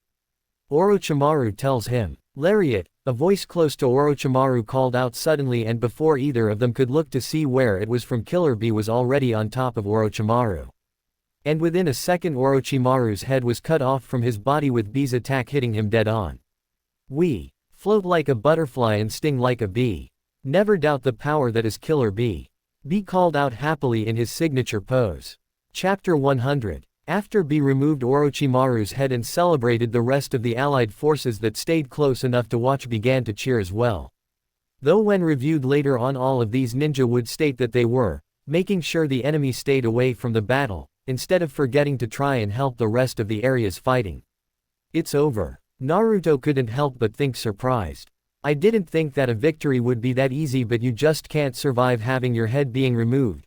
Right, Naruto thought to himself, but for some reason it just didn't sit right with him. He kept his eyes on Orochimaru's body and was both shocked and disturbed to see several snakes come out of each end and connect part and enter the other torn section. They then disappeared as they seemed to pull the pieces together. Okay, that is just disturbing. Naruto muttered but quickly shook of his disgust. Be watch out, he somehow isn't dead yet. Naruto yelled out to his teammate who looked back at Orochimaru just in time to see the healing process finish. Yo, what a freak show. B muttered as he saw Orochimaru's body now as if it didn't have its head torn off. I will admit that out of all ninjas I have seen throughout my life, this man may be one of the most disturbing, but if he really isn't dead you can't just let him gather himself again. The Eight Tails told B, who quickly nodded, and he pulled 4 of his blades out and threw them at Orochimaru, who was starting to try to stand. These blades pierced through his arms and legs just below the joints, pinning him back to the ground. Oh, so you managed to notice, Naruto boy. Orochimaru complimented, ignoring the weapons. He then opened his mouth wide and disgusted those watching even more as hands appeared out of his mouth and a new Orochimaru began to come out rather quickly. But this time Naruto came up to him just as he was about to fully leave the now disintegrating body with a Rasengan already formed in his good hand. He then pressed it into Orochimaru's chest, launching the man into a few trees close to their area. After this blow Orochimaru quickly regained himself and this time quickly created yet another new him, that this time sped away. After he was a good ways away from the Jinchuriki he finally stopped and looked back at the two of them. Oh, it's 2 against 1 and you still won't even let me recover. How unhonorable of you two. He told them with a smile still on his face. As if there was such a thing like honoring your enemy in this world. B states darkly, not even slightly bothered by the statement. B, I know you were holding back seeing as it would be harder to keep your allies safe, but this doesn't seem like an enemy you can do that with. The Eight Tails states, getting a nod from B in their mental domain. As much as I will hate to hear about it from Big Bro, I can't let this go. It's time for you to feel the rage of the Killer Bee. B calls out quickly, forming his chakra cloak. He then wastes no time rushing straight at Orochimaru, creating a crater where he pushed off of and where he lands after Orochimaru dodged. Seeing this happen, Naruto tries his best to ignore the throbbing pain in his arm and tried to cloak himself in his chakra armor. Something that he managed to do, but there were visible tremors as he struggled to keep up the focus needed to keep it up while moving. But this didn't stop him from running up to try and help his partner. And while the damage to the area around them drastically increased, they still were unable to damage Orochimaru more. It seemed that they were yet again at a stalemate, as if the snake-themed man wasn't taking the fight serious at first. Still, all of a sudden Naruto couldn't help but smirk as he quickly created 20 clones that surrounded Orochimaru and began to hit him, but were only successful in keeping the man inside of the circle of clones even after a few of them popped. Enough of this stupidity. Orochimaru mutters, a bit annoyed with the clones, and summoned several snakes that launched at each of the clones. Course their cloaks were enough to kill the snakes, but they still managed to be bit hard enough to be destroyed as well. And your time waster is finally done. I hope whatever plan you had was worth the chakra. Course Naruto only smirked wider as a large shadow quickly grew bigger on Orochimaru, who looked up just in time for a massive toad to slam down on him. On that toad was Jiraiya in his classic gear, looking smug. "Thanks for giving me the perfect landing zone," he stated with a smirk at Naruto, who sensed him coming. While he roughed up, it is good to see that Naruto and B are in good shape against Orochimaru, but we really need to at least repel him as soon as we can now. Jiraiya thinks, knowing that even with the help they received from other ninja, the Kages were still having a rough time with their undead opponents. He also knew that if Orochimaru died or went too far away, they would be desummoned, seeing as he wasn't using anything to amplify his area. But bringing his focus back on the fight, he was unsurprised to see a large snake come out of the earth close to them. "Oh, did have a breakup with Manda?" Jiraiya asks, seeing as while it was a large summon, it wasn't the Snake King itself. "Che, as if I would need his help to deal with you," Orochimaru states, for once showing a bit of annoyance. He then jumps down from his summon that quickly attacks Jiraiya's toad. Meanwhile, Jiraiya jumps off his summon as well, leaving the two summons to duke it out while thankfully moving their even larger battle away from the base rather than towards it. But neither paid the large monsters any mind and simply kept an eye on each other. After only a few moments, both of the Sannin ran at each other and quickly began a physical match where neither of them were gaining much ground. It seemed that Orochimaru's tricks and snakes evened out with Jiraiya, who was stronger and refined his taijutsu to a greater degree. Suddenly the ground around the two of them exploded, showing several red chains sprouting from various holes. "I hope you didn't think that we would just leave this fight," Naruto asked, smirking, and wasted no time controlling the chains he sent towards the fight. So, Orochimaru quickly found his stalemate broken as he had to focus on dodging the chains that kept trying to wrap around him. So he of course tried to jump back to get away from the full-on assault. What he found as he landed though was not only Jiraiya and Naruto quickly following, but Killer B ran to be behind him with his chakra cloak fully formed. "Come here, Snake, let the B show you the stinger," B states with a smirk, trying to land a solid punch. Tisk, Orochimaru clicked his teeth in annoyance and tried yet again to gain some distance to try and regather himself. Sadly for him, the three he was facing weren't going to give him the chance as they quickly surrounded him whenever he tried to flee. His anger grew even more when he found he didn't even have the time to take Naruto out when the pain became too much and his chains momentarily vanished as his focus broke.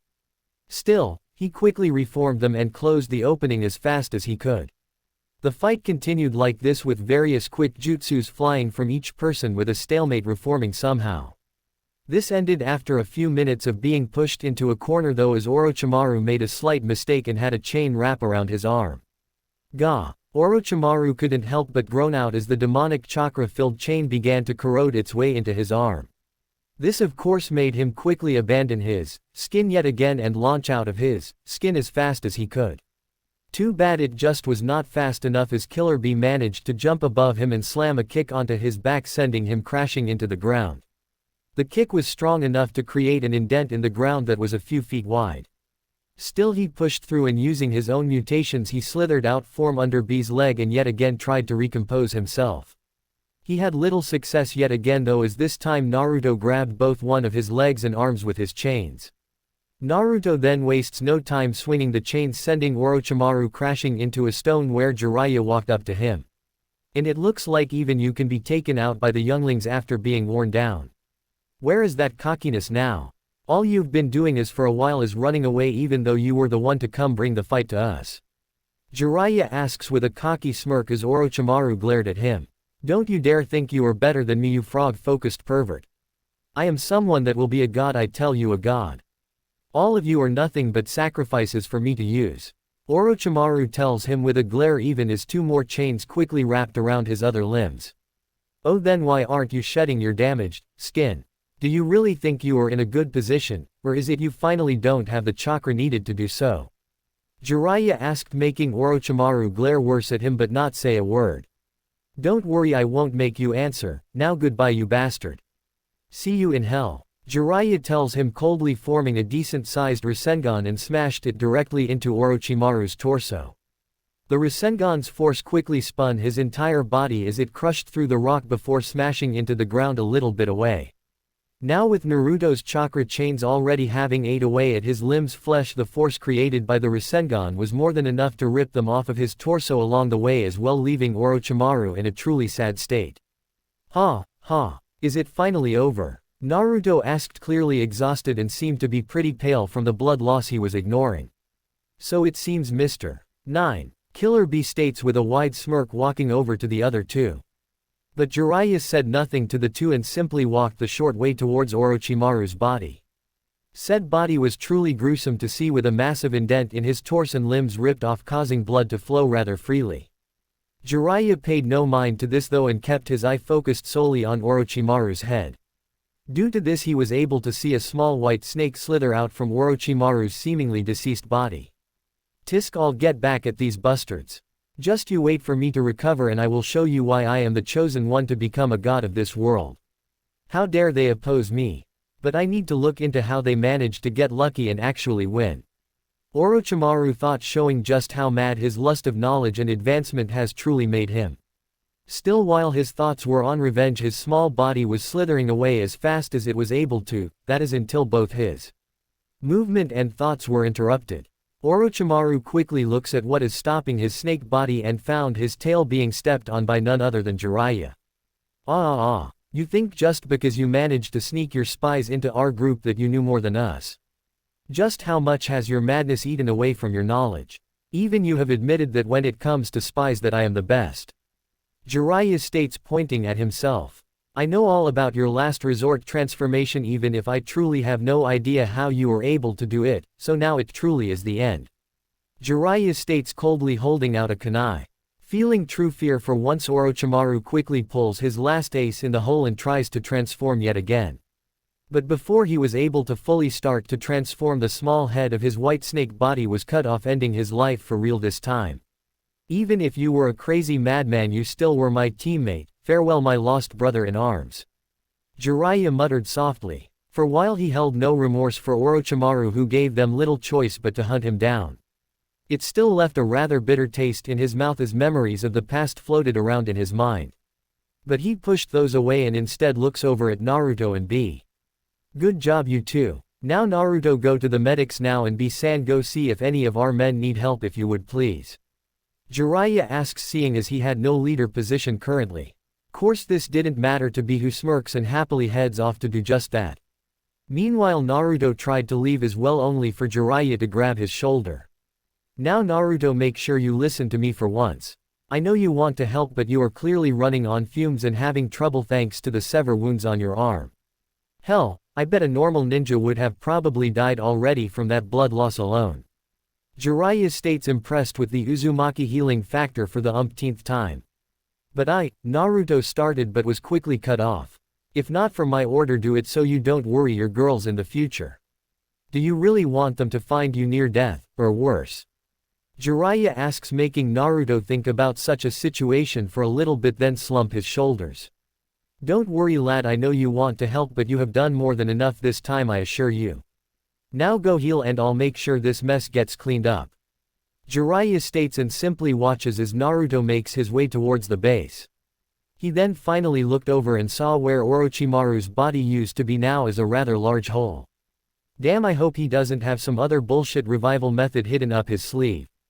Jiraiya muttered to himself, but at this point knew he could do nothing about the body missing. So, instead he went to help repel the forces just like B.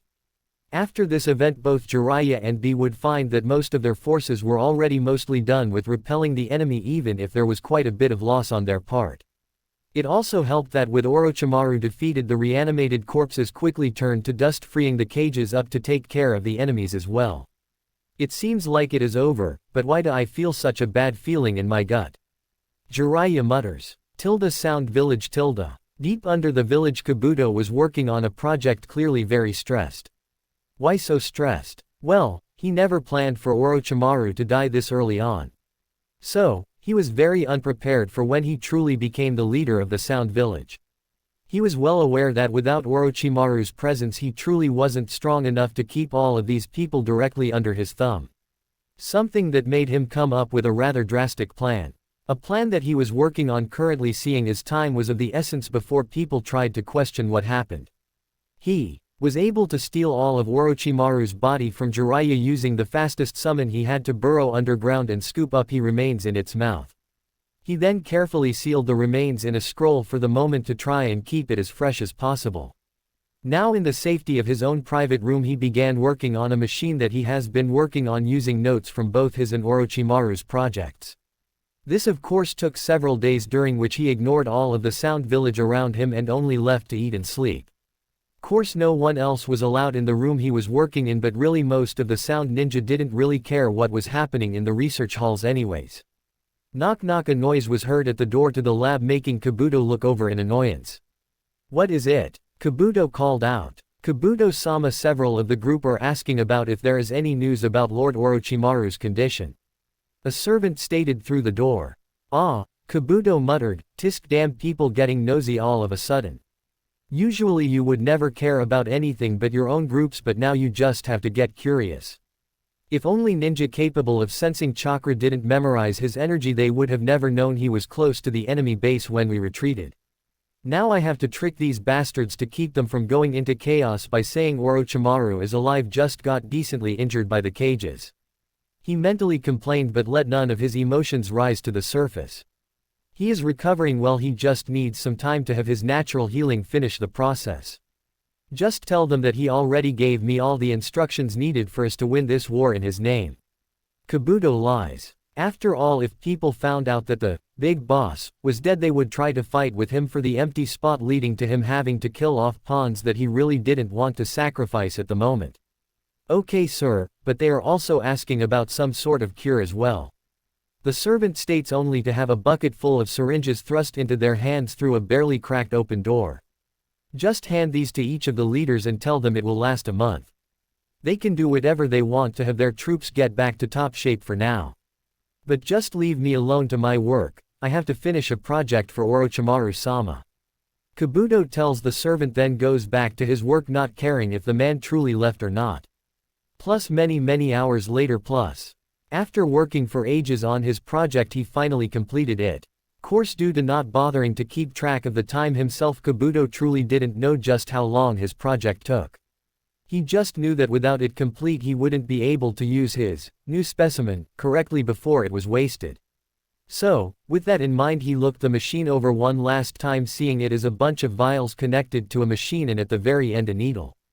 Okay, sadly I don't have enough materials to do a test run. But at this point it is do or die anyways. Kabuto mutters to himself, opening a scroll on his table. He then unseals several preserved tubes of DNA he collected over time, trying to get certain desired modifications and a matrix to help the transformation. After taking out his pre-refined DNA samples, he carefully loaded each one up into a separate slot until he finally was left with only one open space left. He then pulled out Orochimaru's remains and looked at him for only a moment before collecting a large amount of his blood and some tissue, which he wasted no time sticking into the last compartment. I hope this works, but with Orochimaru's petri dish of DNA to meld everything together it should work. Kabuto stated, looking at each different tub one last time before sitting in a chair next to the needle. Not like I have a choice anymore, thanks to my fool of a master dying before I was ready to collect his sample. Still, I must become the perfect being. Kabuto stated with a confident smile and quickly stabbed the needle into his vein. After he flipped a lever and the process started pushing all of the samples into his bloodstream. Mere seconds passed after the mess started entering his body when Kabuto couldn't help but scream out in pain as he felt his body changed into the new DNA medley he allowed to enter it. After the process started, Kabuto lost track of how long the process was taking, how the process was going, even what was around him. His entire world was pain and nothing else, pain that seemed to last an eternity to the crazed man. But finally, after an unknown length of time, the process was finished. When Kabuto finally felt the pain release his body from his own personal hell, Kabuto took a while to get used to feeling things other than pain. He first noticed that he was covered in sweat and his fingernails were dug into his palms with how tightly he was clenching his hands. But after a while he was quite happy to see that the skin on his hands turned scaly and he could feel new power flowing through him. Kukuku, it seems that all my troubles was worth it. Now first I must see what my upgrades can truly do. Then I will make the allied forces regret going against me. Kabuto thinks happily, looking all over his new body. Kabuto now looks like he did during the war. Basically, as far as I know how he transformed is unknown, so I wanted to do something other than, oh, he got Orochimaru's body, then all of a sudden became mixed with Orochimaru. Allied forces. After Jiraiya, B, and Naruto brought news of Orochimaru's termination, everyone was in a good mood. Everyone was partying, thinking that the war was finally done and they could finally go home. Sadly, this idea was quickly slashed when various small raids caused quite a bit of damage, seeing as most of them were completely unprepared. This continued for a few days where the sound forces would attack seemingly at random with no discernible reason. Something that confused most people, seeing as although they clearly weren't surrendering, they also weren't making any big plays either. A confusing act thanks to it not being anywhere near what an army on its last legs would do. Thus the Allied forces decided to play it cautious and try to determine what was going on before they went in to end the war once and for all. After all, the last thing they wanted to do was waste the lives of their ninja to some strange last measure the sound had without needing to do so. But finally on the third day they got their answer. After what almost could be called a stalemate of 3 days, the sound attacked one of the large bases closest to them with a large squad of forces. And leading this charge was none other than Kabuto, proudly showing off his new looks. The new Kabuto wasted no time showing that his capabilities were drastically improved by taking out most of the defenses in front of him without much help from the squad at all.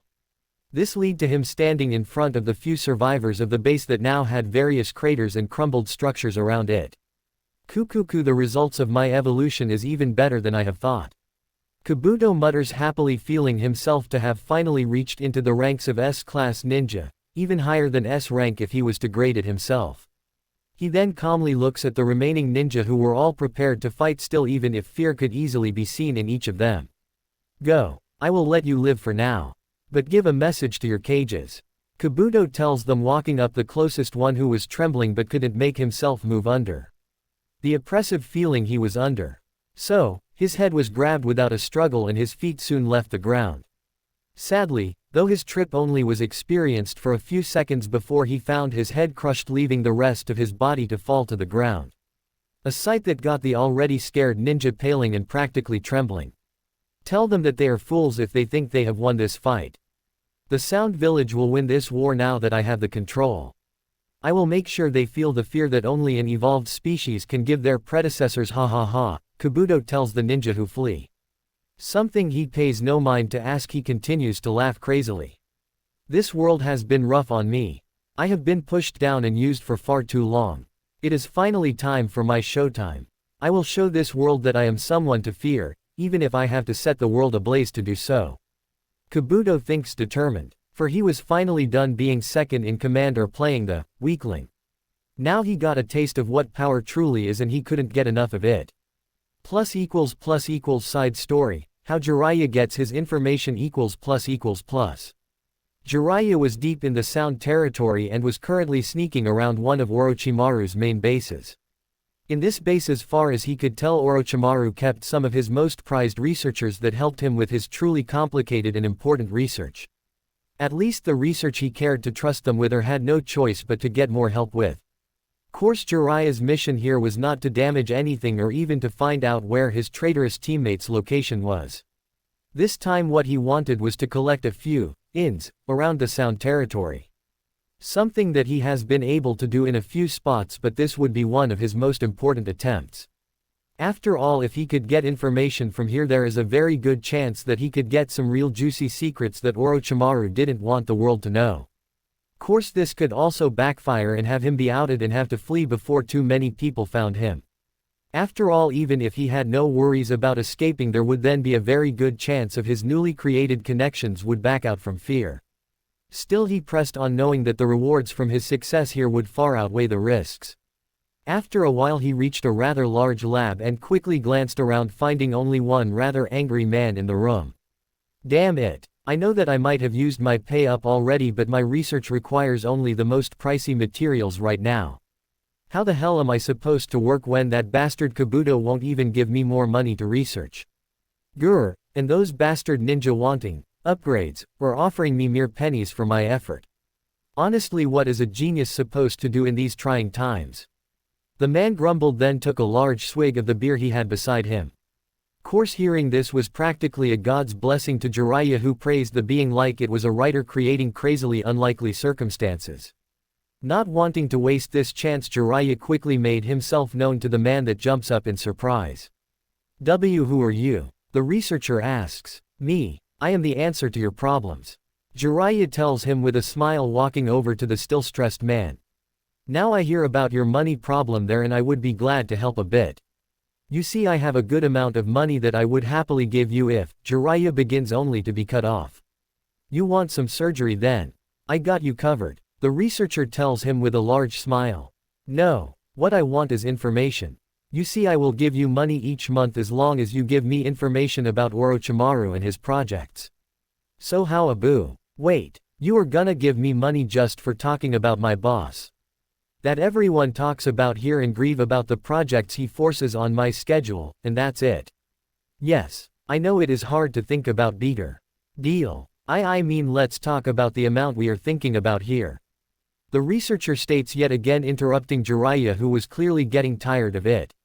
Yes, let's, Jiraiya muttered, keeping his mind focused on the fact that it was an easy in to Orochimaru's more private bases. Plus a while later. Jiraiya was now relaxing after enjoying his research, when he checked to see if he got any replies from his spy network. He quickly finds a message from the researcher he met in Orochimaru's base and quickly opened it up.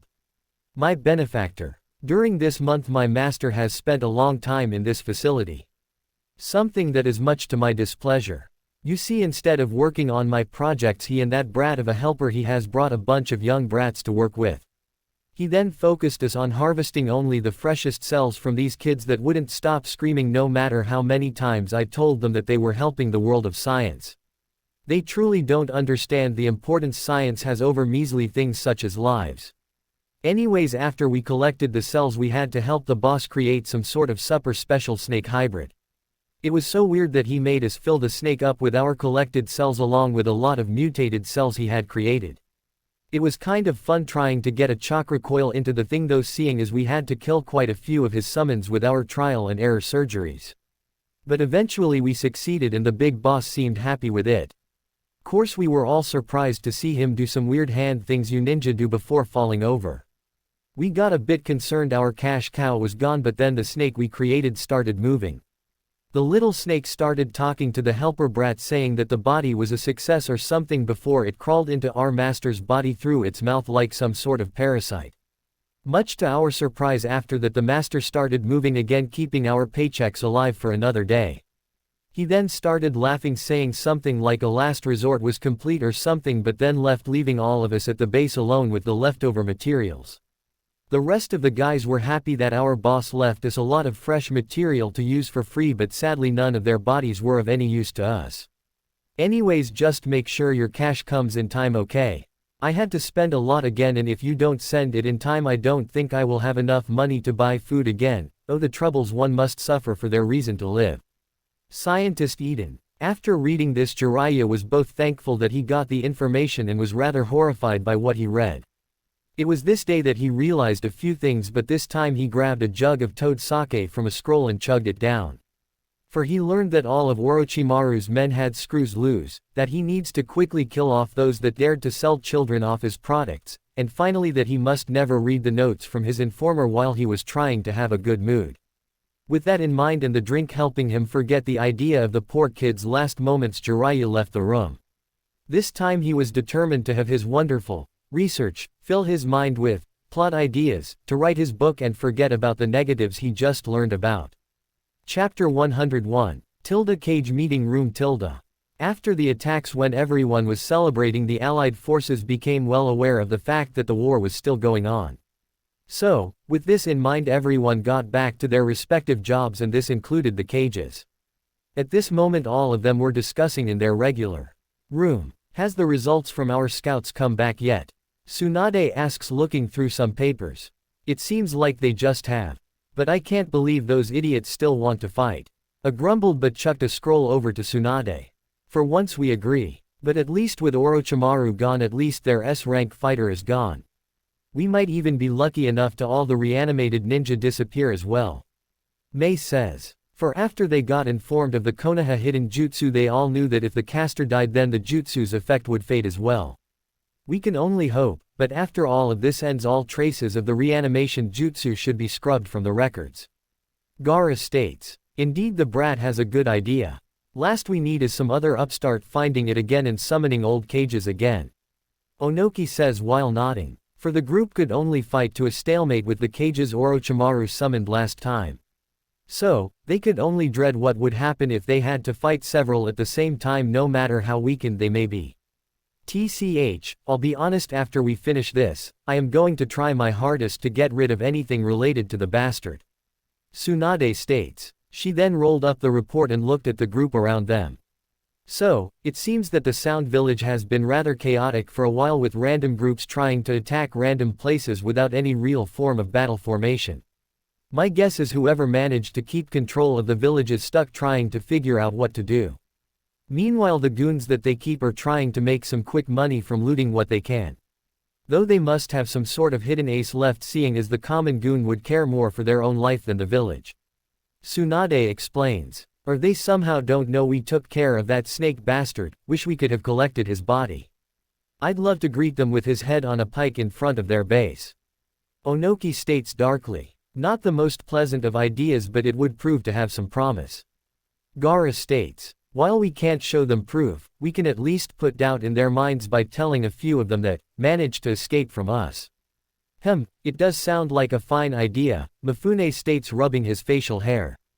And with that input they all quickly agree and add it into their plans to recovering the bases that were lost. Base near Sound Village. Kekiki, I still can't believe those guys didn't even bother to keep guard of this base. It was way too easy to get rid of those idiots, well, except for the ones we kept. A random Sound Village grunt stated happily while he walked around the base walls. He then looked down where other grunts were happily throwing knives at a tied-up Allied Force ninja. A ninja that already had several knives stuck in his flesh, but he bit back his reactions to be as small as he could to not give the tiny bit of satisfaction they wanted that he could control at the moment. Meanwhile, all around him were people talking and drinking as they watched his pain. Man, I wish that I could be down there betting on who kills the sucker. Caruso always managed to land the unlucky blow so I could make some easy cash. The grunt on watch mutters, looking wishfully at the party. Sadly, due to this he didn't even have a chance to see the kunai that was shoved into his throat, ending his life. And he would never know the irony that he was killed by the very thing he laughed at others for.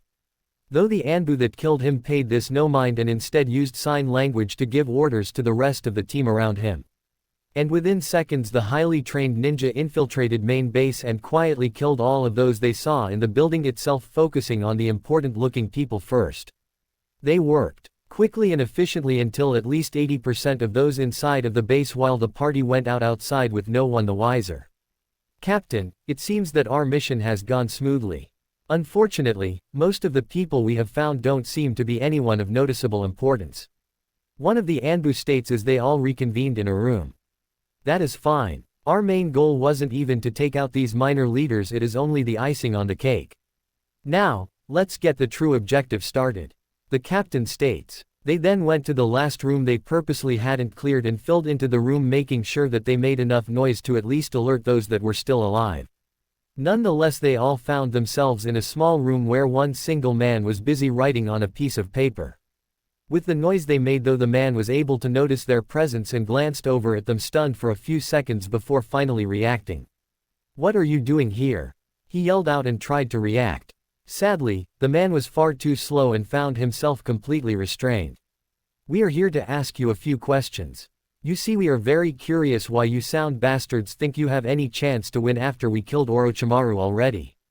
The captain asks, smirking underneath his mask as the man he held dramatically widened his eyes in surprise. "Zero, Orochimaru-sama is dead. Impossible." Kabuto-sama said that he was recovering in his room, but boss did say he wasn't allowed to even visit him. The restrained man muttered, somehow completely forgetting the interrogation. Thankfully, it was at this point that a group of ninja entered the room and wasted no time realizing the Anbu was enemies and attacked. Something that forced them to release their captive and fight back. In this fight the Anbu being stronger and more trained quite easily pushed them back, but before they could a good chunk of the grunts left along with the official, they tried to talk too. So, soon enough the Anbu were left alone with nothing but corpses. Now our mission is complete. The captain states happily. And it couldn't have gone better. Another member states clearly cheerful as he grabs an unopened bottle of sake. Something that made the rest of the group look at him. What? We have to wait till people come to occupy this base again anyways. He states and pulled his mask to the side and took a big swig of the sake. Meanwhile the rest of the group looked like they wanted to say something but eventually left the man to himself and started to clean up the mess around them. Sound village . After escaping from the Anbu, the low-level captain didn't stop running until he was in the safety of his own village. Only then did he take the time to catch his breath and truly think about what happened. That bastard tricked us. If those cocksuckers were right and Orochimaru-sama is really dead, then why the fuck are we still trying to fight here? The boss is strong but not strong enough to handle a cage, that is for damn sure. He growled out and went to his leader as soon as he caught his breath. Sir, he called out only to be glared at. Why the hell are you here? You were told to keep track of the base, not come back here, you idiot. His boss yelled at him, throwing a glass near his head. But sir, the base was overrun by the enemy again and I was only able to just escape. The man states but quickly starts talking again, seeing as his boss's KI was quickly growing. I had to come because I have information for you, sir. According to the enemies, they have supposedly killed Orochimaru-sama. Meanwhile Kabuto has only told us he was injured and not let us see him. He stated, making his boss surprised as well. Dead I was wondering why Four Eyes wasn't letting us see him, but I will have to confirm this for myself before I do anything too rash. The boss states, thinking before walking away without even bothering to look at his minion again. Gee, good luck, sir. The man muttered out, but was really just relieved that he yet again avoided a painful situation for himself. As for his boss, the man quickly made his way deep into the labyrinth that was their base until he finally reached Orochimaru's personal quarters that had 2 guards like normal. Move aside, I gotta see Orochimaru-sama, the man stated firmly. But the guards merely looked at each other for a moment before looking back at him. I'm sorry, even for a vice general like you, Ruko-san, we can't let you in. Kabuto-sama will have us face something worse than death if we don't listen. You saw what happened to the last 2 that didn't keep Orochimaru's stuff safe. The guard stated with a shiver of terror. First, I am the general now that my old boss lost his life in the battle at the Allied Forces base. Second, I don't give a damn what happens to you too. I have business here and I will show you just why my rank here is never questioned. Ruko told them, pointing a finger at one of the men. I'm sorry, but the guard started only to be smashed into the wall. After this attack, his partner could hardly get over his surprise before he found himself in a similar situation. Ruko then calmly walked through the door the men were guarding, yet again not sparing them another glance as he decided to do what he wanted, believing himself to be strong enough to not have to worry about any consequences. With that confidence running through him, he slowly looked all throughout the room, finding no signs of anyone using it for at least a few days. He then continues looking around and even looked through Orochimaru's lab only to see the same thing. Fucking Four Eyes did lie to us. Ruko yelled out in rage. Yes, I did, but it did give me enough time to complete my goal. A voice stated behind him. So, he quickly looks behind him and sees Kabuto's new form. What the fuck are you? Ruko muttered, seeing the now snake-like man. I am the Four Eyes that you were talking about. Kabuto states confidently. Man, I thought you were ugly before this, but now. Man, now the you before this was a beauty pageant model. What the fuck did you do to yourself? Ruko asks, but quickly rethinks his question only a second later. Actually, never mind, you can become a snake completely for all I care. What I do care about is why the hell were we not told that a major power was taken from our village? Ruko asks, glaring at the still smiling Kabuto. Kukuku, if I told all of you, then I would have to deal with people defecting from the village. Kabuto explains. Damn right I would. I'm not going against S-class ninja without some bastard being crazy enough to distract them and power enough to do it. Ruko states confidentially. Yes, well, that is why I did not tell all of you. But now it does not matter. For I am more than able to fight on par, if not better than Orochimaru. Kabuto states confidentially. Right, because I totally believe that a lackey that could only stay in his boss's shadow is somehow strong enough to face me, let alone against monsters like those damn cages. Ruko states, rolling his eyes. Soon after this though, he found himself hit in the chest hard by Kabuto's tail, smashing him into the wall behind himself hard enough to create a crater. Ruko stayed in his indent for a few seconds before gravity forced him back onto the ground, where he hacked up quite a bit of blood while being on his hands and knees. Kabuto walked slowly over to the man still on his knees and leaned over to him. "Do you still think that you are stronger than me?" Kabuto asks with a cocky smirk. "Fuck you." Ruko coughed out, still trying to recover from the heavy blow. "Good, glad to see that you know where you stand," Kabuto states, completely ignoring his remark. "Now you have two options here.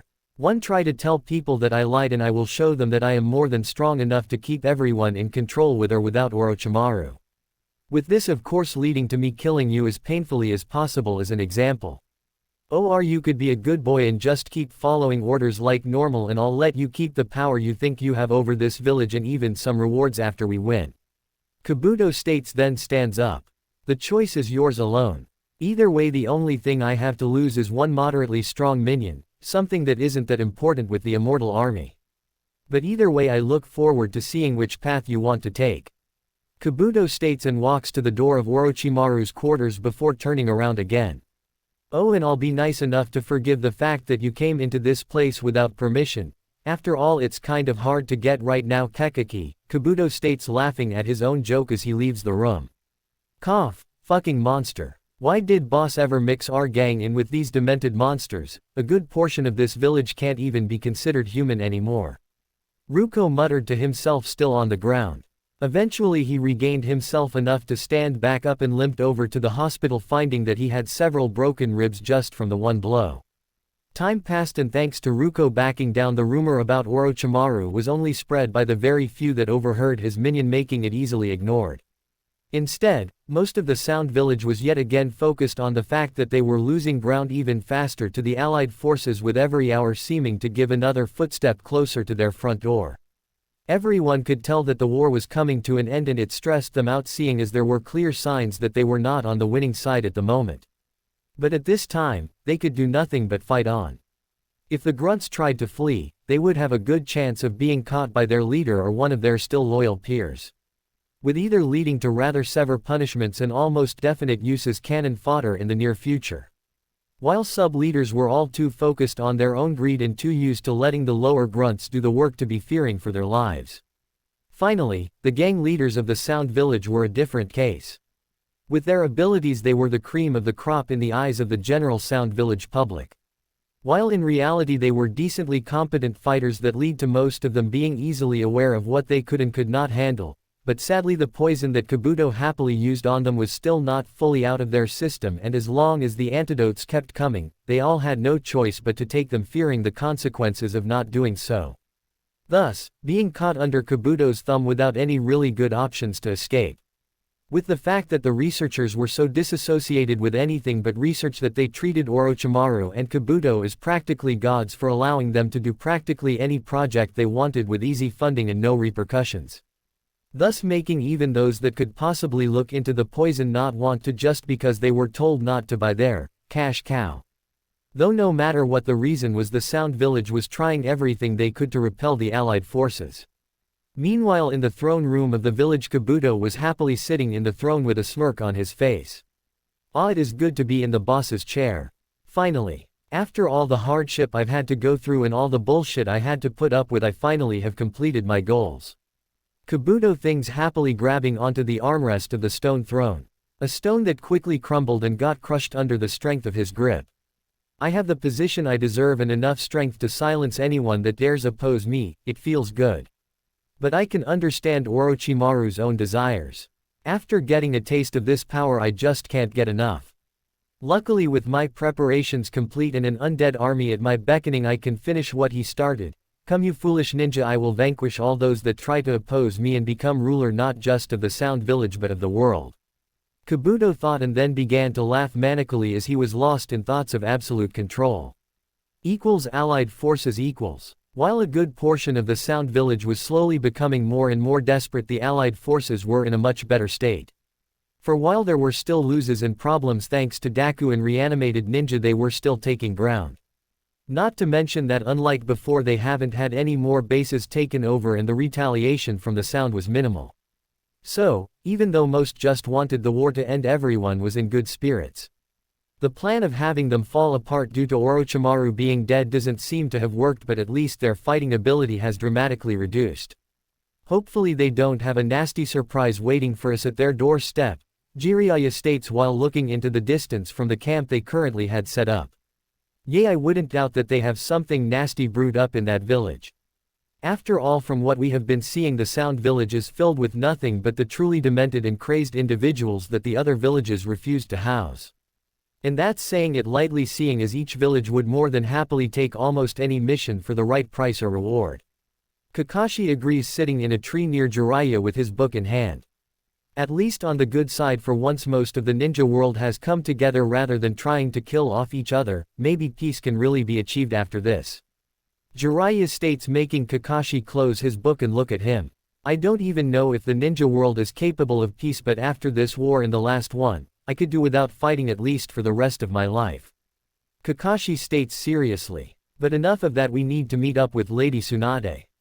Even if she decided to come closer to the battlefield, she still needs her guards. Kakashi states, jumping down from the tree and walking back into the camp with Jiraiya following after, still lost, dreaming of a peaceful ninja world. But even he knew that before something like that could happen, they must finish things here. Something that seemed to be coming rather soon, with even several of the Kages choosing to come closer to the battlegrounds. Sure, it was a risky move, but each one of them was for the most part the peak of a ninja's strength. So, if some unexpected trump card came up this close to the end of the war, they were determined to take care of it as fast as possible, even if it took them personally coming to the field to do so. Course they weren't foolish enough to all come out just in case the worst case scenario happened, but even with a few of them and the rest of the people from the villages, they thought they had more than enough manpower to finish things once and for all. Rest well, proud ninja and samurai. For tomorrow we finally reach their doorstep and wipe out the rest of the bastards that dare think that they are better than the rest of the world. Prepare yourselves to show those cocky bastards just what real ninja can do. A calls out determinedly, getting cheers from some of those around him. Well, it's far from the best motivational speech I've heard, but at least it seems to have worked. Tsunade mutters, taking a swig of sake before passing it to Mei, who sat beside her. And never has been a man that relied on his words. Such a shame that all of the strong men seem to be such hotheads or weirdos. Mei tells her, taking a sip herself. Faye, you just need to get out there and make them forget you are a Kage. Just let them focus on your looks and those, and you'd have no problem. Tsunade tells her, taking the bottle back from her after pointing at Mei's breasts. Tisk, if only it was that easy to find a decent man. Mei grumbled. Hey, well, you didn't say decent. I can't help you there. The few men I am close to are either irredeemable perverts or annoying brats. Tsunade tells her with a smirk. When you find a man that is, you find that isn't completely annoying, let me know. I've been looking for years. Chapter 102. Sound Village, Kabuto. After taking as much time as his disposable units were able to give him, Kabuto made what he felt was the best plan possible for his victory. Something he thought he was more than capable of gaining with both his newfound power, undead troops, and advanced Deku that remained in his possession. But now was the time that he had to prove it, with warning calls going through the entire village stating the allied forces' attack was finally upon them. With this in mind, Kabuto calmly walks to the tallest roof of the village, which served as their surveillance center. In said center, 2 regular grunts were frantically working with the tech that filled the room before finally noticing him enter. Sir, this is bad. From what we can see, there is basically the entire army coming at us fast. One of the grunts called out, pointing at the screen in front of him. This screen was rather a form of radar than using chakra sensors like the rest of the villages normally did. For while they had better technology with what they were focused on, they didn't really have any people with the special ability to sense chakra to spare. After all, most of their people were the misfits and criminals of the world. Why would someone who has a rare ability be in one of those categories unless they were truly in a wrong state of mind? So, the day has finally come then. Well, no matter, I have finished my plans. Kabuto states calmly. He then wasted no time finding the various leaders who were obviously rather busy at the moment. Still, they all knew better than to cross Kabuto now and left the front lines and found themselves in a meeting room all together. Of course, they were all upset, but thankfully they didn't have to wait long for Kabuto to show up. I know all of you want to go back to your own squad, so I will keep this short. I am ordering all of you to bring all of your men back into the village immediately. Kabuto states, meeting immediate grumbling. What the hell do you mean bring them back? The only reason that we are still able to even meet like this is thanks to the grunts out there. Not to even mention Orochimaru-sama has yet to show up even though he gave you the upgrade you have. One of the leaders states with a glare. For as far as all but one of them knew, Orochimaru was still locked up in his room and only left to give Kabuto his new snake upgrade. Hey, now I never said that I would simply let the enemy walk into our village as well. After we bring back all of the lackeys that are out there, we finally will use the remainder of the Daku to thin their numbers as much as they possibly can.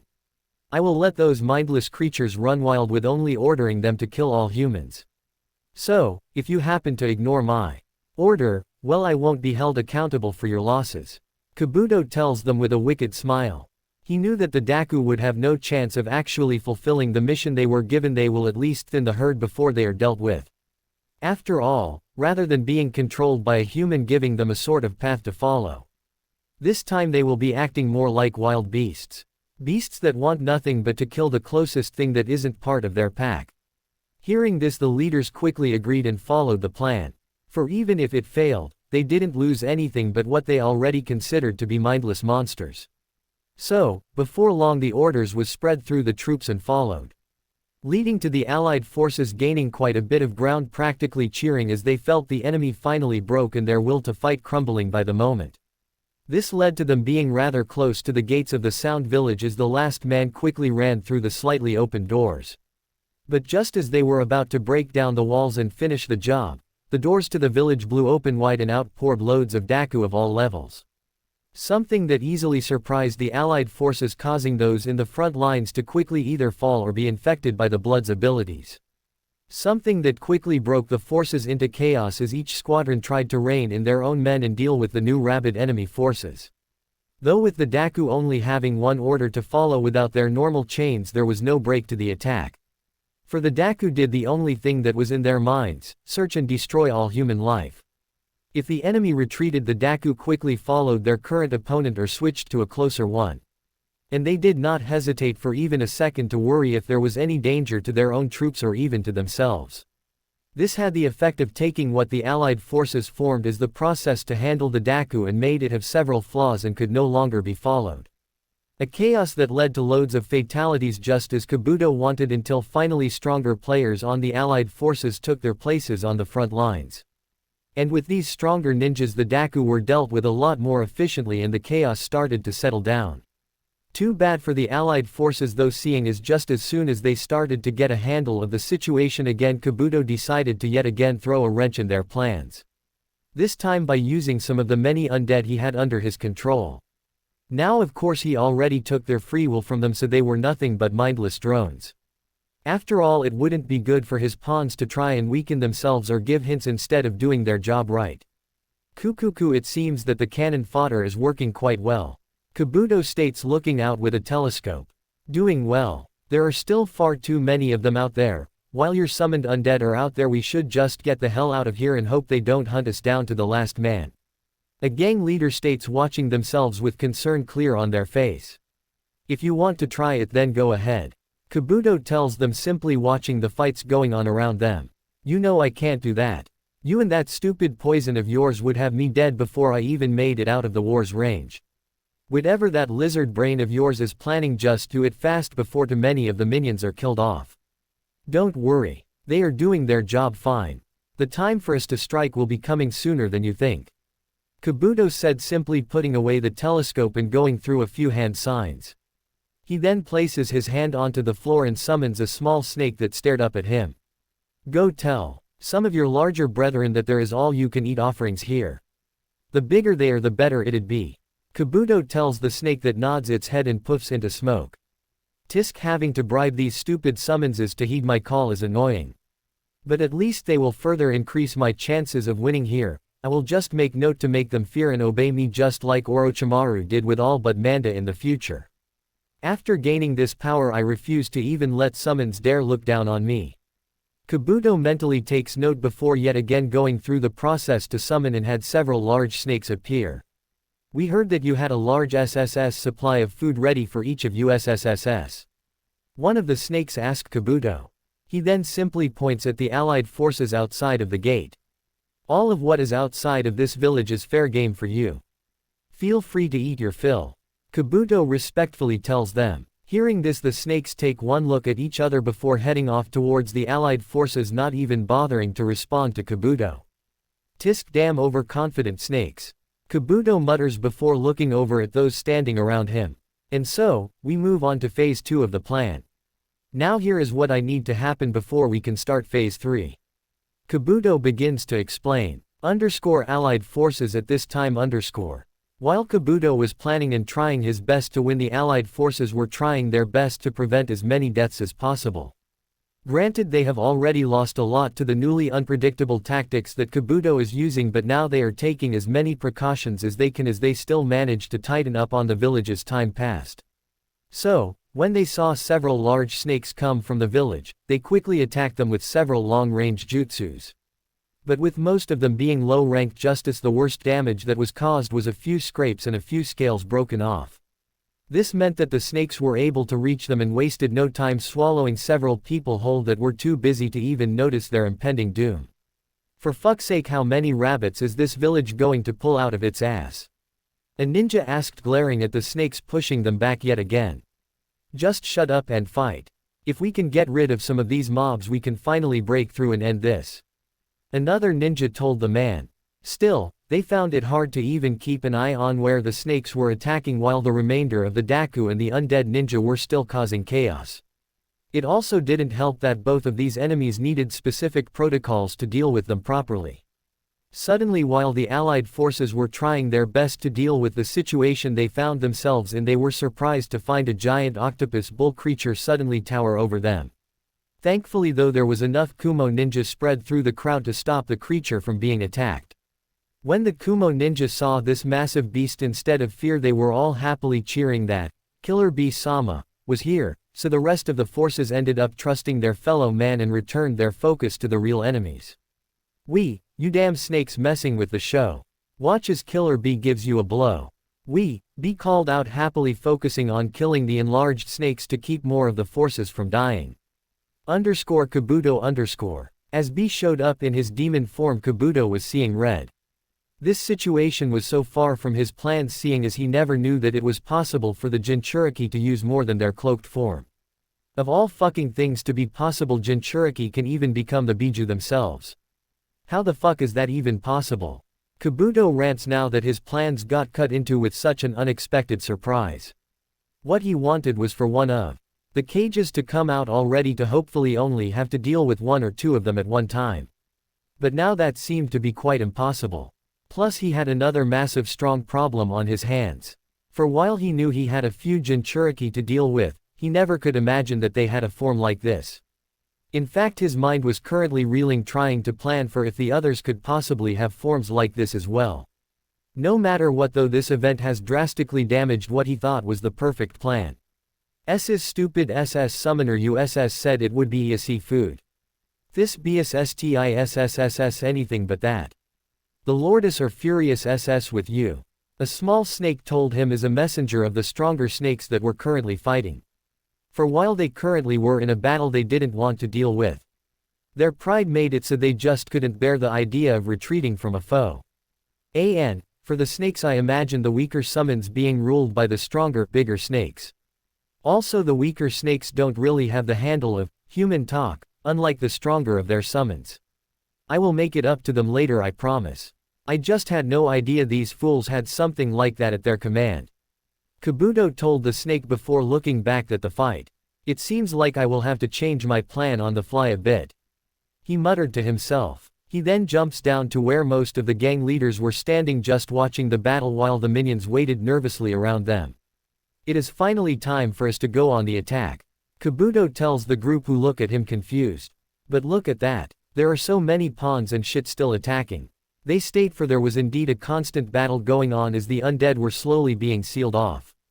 Yes, but with the new form of the Jinchuriki it is only a matter of time before the Snake Clan is completely defeated, then they will be able to focus on the undead and get rid of all the distractions that I have spent the time to create. Wait, so you want us to fight? That? One of them asks, pointing at the massive killer bee. You are fucking even more crazy than I thought. There is no way any human can survive even 5 seconds against something like that. They added. For as confident and cocky as you made yourself, there is no way anyone could imagine that they could handle a hulking monster without being a king of kings in the ninja world. Kukuku, course I don't expect any of you pawns to have that kind of power. But it is time for you to do your job and deal with the cannon fodder of the allied forces. The Daku seem to be basically gone, so you should only have to worry about the enemy, seeing as the undead I made won't attack you. I will handle all of the actually strong fighters they have myself. Kabuto states confidently. Even with this situation he couldn't help but feel anything but confidence now that he felt more power than ever before flowing through his body. Tisk, understood. The group finally stated. They after all were well aware that Kabuto sadly had them by the balls, so to speak. So, even if they tried to run, there was very little that was actually possible to give them the opportunity. And with that being said, the doors of the Sound Village were yet again opened and the entire army came out for a last stand against the remainder of the allied forces. Which, even though plenty died, there still were far more allied members than the Sound Village had. You bastards, I know we don't see eye to eye in this fucking dump, but try not to die. We are the ones that hold the power of our gangs, and if one of you die then they will fall to shit. We just don't have the army count for shit like that to happen, okay? One of the leaders stated, getting nods of agreeance from the others before they joined their own separate gangs in killing as many distracted ninja as they could. Meanwhile, Kabuto quickly made his way out of the village and closer to B, who was still tearing apart snakes, seeing as most of his destructive attacks would only cause more damage to his allies rather than the enemy. But for Kabuto, who was without that problem, quickly summoned Manda, who did the best form of a growl that a snake could muster. What do you want, you false promising bastard? Manda asks, clearly far from pleased. Now I didn't lie. There is loads of people for you guys to eat. And as for what I want, I am leaving the Jinchuriki over there to you to deal with. As you can see, there are loads of sacrifices for you to take. Kabuto tells him with a smirk. Tisk, you think that you can make me fight for my food? There are loads of meals I can get that aren't anywhere as annoying to deal with.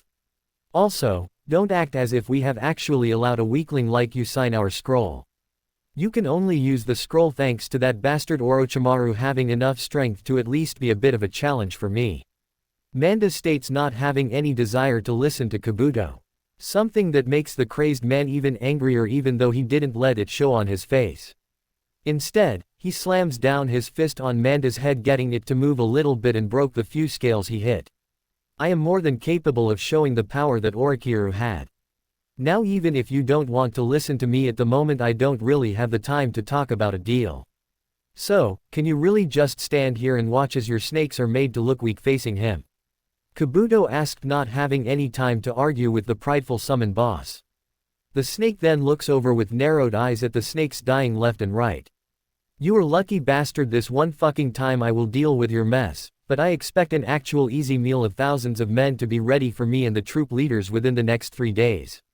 Manda ordered, then joined the fight with B, who now struggled against the strongest snake the summoning scroll could produce.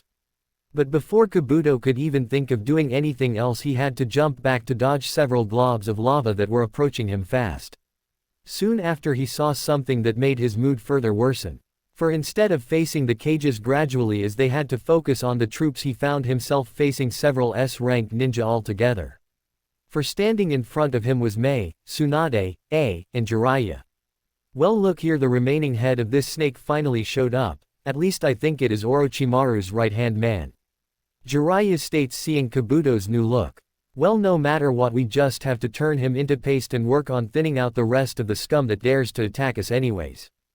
States, not truly caring if it was Kabuto or not. He just wanted to finally kill off some of the fools that dared think they are better than the rest of the world. Ha ha ha. Kabuto starts laughing manically, pushing back his sensible mind, telling him that he was in a tough spot in favor for the madness that filled his head. You think I fear all of you? Huh. I now have the power of Orochimaru and the full ability I have been working to produce for years. I will show you that through science I have finally made myself into something that humans can't ever hope to face against. Kabuto states, getting ready to face the 4S rank ninja with a cocky smirk on his face. Tisk, great, the kid is fucking mad. Tsunade grumbles but prepares for the fight just like the rest of the group. Chapter 103. Sound Village Gates. All around the village there was chaos. The allied forces were busy either dealing with Sound Ninja or combining their efforts to deal with the undead ninja that attacked them randomly. All the while Killer Bee was still busy trying his best to keep the summoned snakes from eating the allied forces. Meanwhile, a ways away from the rest of the battles, Kabuto stood confidently in front of 3 Kages and Jiraiya.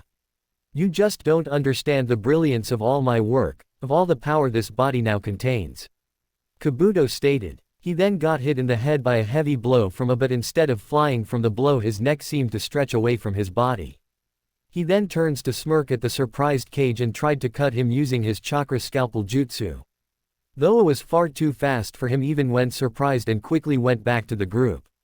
Great, he is just as freaky as his master was, grumbles watching as Kabuto brings his head back to his body. What is wrong? Not gonna attack me as a group?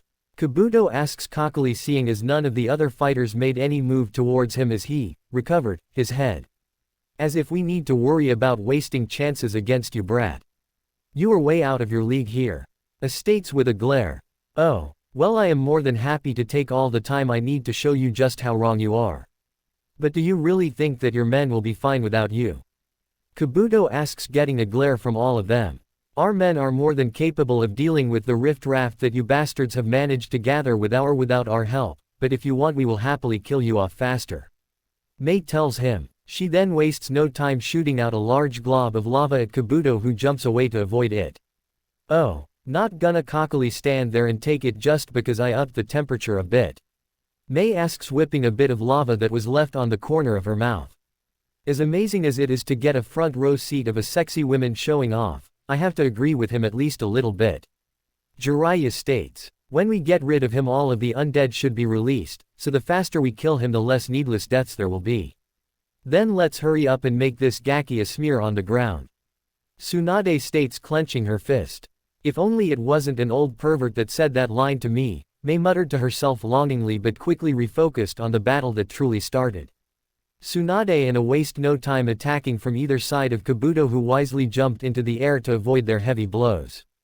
Though before he could even think to comment about this, he had to change his direction to avoid a large ball of water launched at him by mere inches.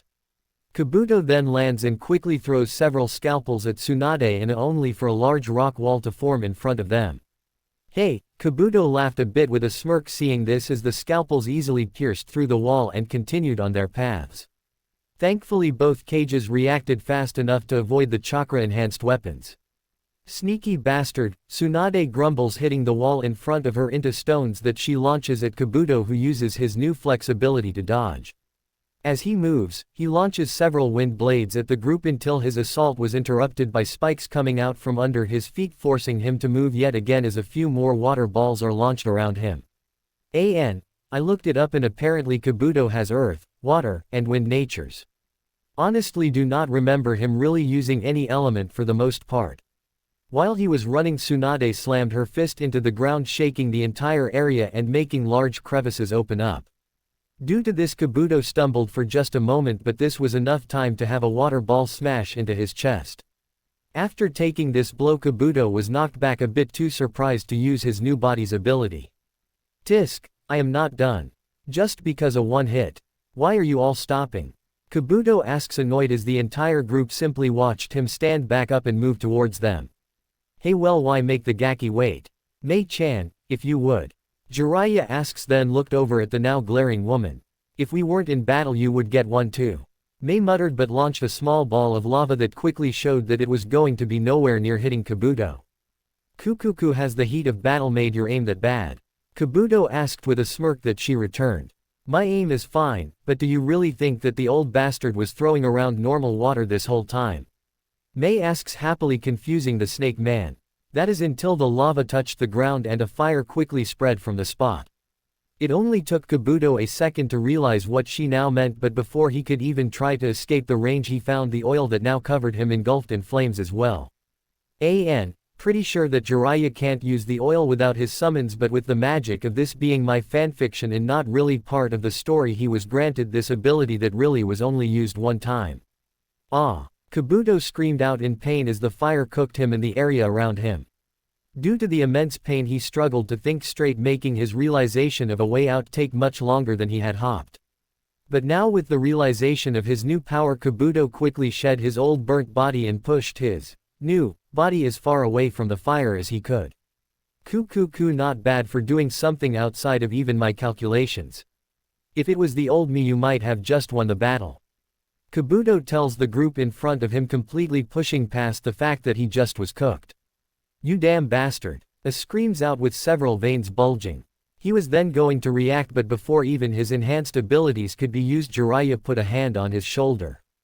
Calm yourself, Raikage-sama, he has only tried to use your hot-headiness against you. Jiraiya warned the large man, who thankfully restrained himself. Honestly, I wonder how such a hot head was made the Kage. Sure, he is a great leader, but it is a miracle he hasn't caused a war or two well before this world war. Jiraiya couldn't help but think, knowing quite a bit thanks to his spy network. They both then watched as Mei launched a fire and earth dragon at Kabuto nearly simultaneously. If you are so confident, let's see you block this. Mei states with a cocky smirk of her own that Kabuto happily returned. Gladly, he stated as he took a few steps back and easily made the two attacks miss him before looking at Mei with his happiness clearly shown. For all the brains you think you have, you let yourself fall for the same damn trick you just tried. A voice called out from behind Kabuto, making his eyes widen. He then only had just enough time to glance behind himself to see her before she smashed a fist into his unguarded back, sending the young man flying. Kabuto flew for several meters before slamming into the side of one of his snake summons hard enough to push its body back several feet as well before he fell to the floor. Kabuto quickly coughed up a good amount of blood as he tried to catch his breath and stand up. Something that he found incredibly hard to do as his body seemed to be responding incorrectly. It feels good giving this attack back to the brat when he didn't expect it. Tsunade states with a smirk, having had used the technique he did on her years ago to mix her body's electrical signals. Now you are free to use that rage you have built up, San. Tsunade tells the large man, who smirks. He then wastes no time coating himself in electricity and almost instantly appeared above Kabuto. When he appeared, he already had his leg in motion and slammed an axe kick on Kabuto's head hard enough to make said head create a massive crater when it hit the ground. At this point, Kabuto was feeling immense pain, having taken 2 blows from the world's strongest ninja, and felt his brain reeling as his vision became cloudy. How can this be? I put in all this work to create the perfect body, and yet they still are beating it. All of my blood, sweat, and dedication is going up into flames this easily. No, I refuse to believe it. This can't be real. I will prove it to them. I will prove it to the world that I have created the strongest thing with my superior intellect. I am the strongest, Kabuto thinks, forcing himself to remain awake through sheer will alone. He then opens his mouth to shed his skin yet again, and this time bury himself in the ground. He then took the small amount of time he needed to figure out how to properly move his body under its new messed up nervous system before digging himself out a large distance from the group he was facing. Oh, you are quite resilient to be still alive even after that blow. States, noticing Kabuto's new location just like the rest of the cages. He was feeling a lot calmer after landing a clean blow on the snake man. I will show you. Kabuto states before wobbling a bit with his consciousness still cloudy. I will show all of you that I have become unbeatable. Kabuto continues, then pulled out a syringe from his weapon pouch and pushed the contents directly into the curse seal on his neck. Ha ha ha, now I can show them. With the mix between Jugo's and Orochimaru's blood directly influencing the seal, my body should transform to a new stage of power. Kabuto thinks happily, for what he wanted to do was something he hasn't completely finished experimenting with. And that is to increase the effects of the now idle seal, awakening it again even without its master influencing it. This would in his theory make him transform just like the Sound 4 did, into something monstrously over what his previous human body could do. He waited for mere seconds as he felt the seal react, causing his entire body to pulse. Ha ha ha, yes, it's here. Bear witness to my wit having pushed me past the boundaries of a human body itself. Kabuto stated, laughing insanely, making the group facing him extremely cautious as they watched. Then all of a sudden Kabuto's laughter stopped and the syringe slipped from his grasp. No, this can't be real. Kabuto muttered before a lump formed under his curse seal. A lump that quickly was shown to be Orochimaru in his normal appearance. Kukuku, why thank you for pushing Kabuto-kun this far. My reincarnation wouldn't have been possible without you forcing him this far. Orochimaru states happily as Kabuto's body began to crack and crumble. But I was the chosen one, I was smarter than everyone else. Kabuto muttered as his body finally lost structure and fell over. As soon as it hit the ground, he quickly became nothing but ash that was swept away in the wind. Seconds earlier inside Kabuto's head ***. As soon as Kabuto injected his curse seal he felt his entire body react. But what he didn't expect was to see his old master standing in the laboratory he found himself in. Well done Kabuto-kun. Your desire to be me pushed you far enough to awaken the small fragment of my soul that I have placed in each curse mark. Without you making your body so close to mine, this fragment might not have been able to awaken at all. Orochimaru states happily. Oh, okay, so what does this mean? Kabuto asks, for once stunned into being unable to properly think. It means that you have given me a chance to revive myself. I may have lost my physical enhancements, but at least I will have my basic body and mind back to restart. With Orochimaru states, knowing that the only thing he was missing was the Sharingan that he had yet to integrate completely into his body. Something that would take years of use for his very soul to remember and be able to replicate. Luckily, he quickly remembered that he created backups for situations just like this. What? Kabuto states, stunned, but quickly looks around in terror as the lab they were in starts to crumble around them. What is happening to me? Kabuto asks his old master, who laughs. Well, just like what you wanted, your actions have brought out one of the strongest beings in the world, me. But due to my soul fragment being so small to heal, I have to siphon what I can from your body. You don't have nearly enough left for me to come back to full capacity, but I will at least be at around 20% of my capability. So, thank you for your service. Orochimaru tells Kabuto with an evil smirk. But this is where your carefully thought of plan ends. He adds, now knowing the thoughts that his student kept hidden away. No, this can't be. I was meant to be the strongest. To have all the ability and brains that this would bow at my feet. Kabuto states, trying his hardest to stop the world from crumbling in a panic. But his efforts lead to nothing but failure. Kukuku, you poor boy. You of all people should be aware of it. Orochimaru states with a smirk. All of the sound is nothing but sacrificial pawns for my goal, immortality. And there is no reason for pawns that have outlived their use to stay around.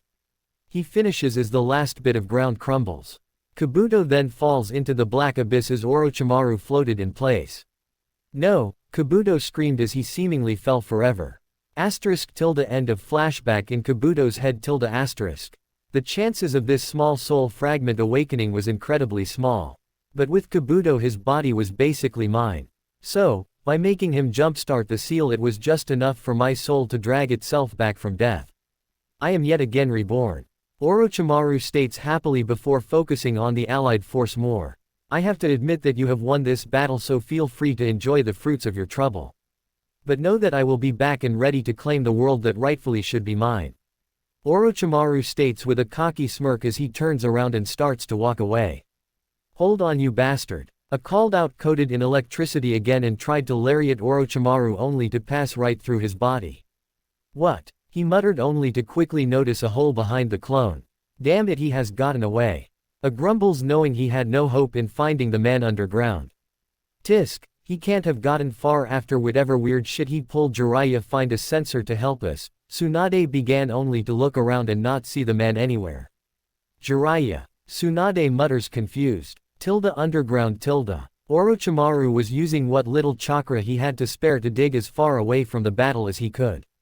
At the moment he was far too weak to even be able to handle a B rank threat, let alone an entire army. So, he chose to flee using the rest of his village as bait. Or that was the plan, until he found himself falling onto something pink and sticky rather than digging anymore. What? He couldn't help but mutter, confused, where this pink tunnel came from. I know you far too well, old comrade. A voice called out, showing to be Jiraiya looking at Orochimaru with a neutral look. Jiraiya, what a surprise to see you here. Orochimaru states, standing up, but mentally was trying his hardest to think of a way to get out of here. He stood no chance against him at the moment and needed to flee. For you maybe. But for me this is just how it ends. Jiraiya states coldly. I should have taken care of you in your despicable ways. Years ago. Though I didn't think that I would have a chance to do this twice. But anyways, welcome to my summoning jutsu Toadmouth Bind. We are currently inside one of my toad's esophagus. Jiraiya explains, walking over to Orochimaru, who tried to fight using taijutsu but was quickly overpowered by liberal use of Chakra enhanced muscle. Jiraiya then pushed Orochimaru into one of the walls where he found himself stuck. The toad will digest anything in here just like they have for the dirt. Try to enjoy the time you have left before they digest you too. Jiraiya states coldly as Orochimaru learned of his new predicament. He then tried to free himself now that Jiraiya was making no moves to come closer to him again. Course, without his chakra he had only his muscle to rely on, something that was no match for a large summon. See, come on Jiraiya, you can't mean to kill me. We have so much history. Orochimaru states hopefully, for once feeling fear. I can and will. Or I guess we'll watch.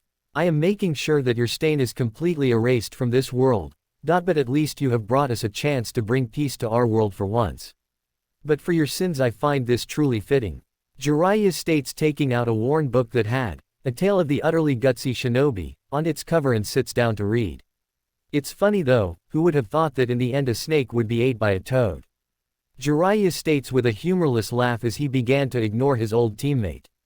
And as time passed, Orochimaru found himself dying yet again, but this time there was no return from the hell he would find himself in. Main battle area. After Kabuto died, the summoned snakes got dissummoned for the most part after the chakra he provided disappeared. Meanwhile, all of the undead ninja froze up completely and crumbled away now that the person controlling the jutsu was gone. Two things that made the battle leagues better for the allied forces. Something they took advantage of and pushed the sound fighters back even harder than ever before. For everyone could tell that this war was reaching its conclusion. As for the other side, they realized the changes as well, and rather than feeling excited, they felt fear growing as all of the heavy hitters that were produced are almost completely useless. A good portion of the fighters tried to flee when they saw just how unlikely they were to win. This left only those that were too crazy to care, be it through bloodlust or insanity. These few were easily handled after being overwhelmed, ending the war for real this time. After the battle, the village was quickly claimed, and while most of the force were celebrating, some were going through the strangeness that was Orochimaru's village. To start off with, most of the previous members being part of separate gangs that mostly focused on strength, most of the was left to decay and break apart. In fact, the worst spot was where the Daku were being held, which basically was a few giant prisons. So, the search around the village went quickly except for the research facility and Orochimaru's main base. Man, these guys were crazy, but they did do at least some good for the world. Jiraiya states with a small smirk. He and a small group of the forces were going through all of the papers and inventions that were left in the researchers' part of the village. Most of what they read seemed crazed in some parts, but some of what was found was useful. It was their job to go through all of this to share the new knowledge to the villages. Meanwhile, another group was looting anything that they could find value within the village. After all, the price of the war needed to be paid, and the Kages hoped that there was enough value to offset this or even allow each village to gain from this drawn-out war. Of course, this team was heavily watched by members of all villages so that when the allied forces finally separated, each got their fair due. And finally, another squad was focused on looking through Orochimaru's office, which might as well be a whole building on its own. They found his living quarters and private lab along with Kabuto's as well. But unlike the other groups, they were going slow and carefully after being caught in several traps already.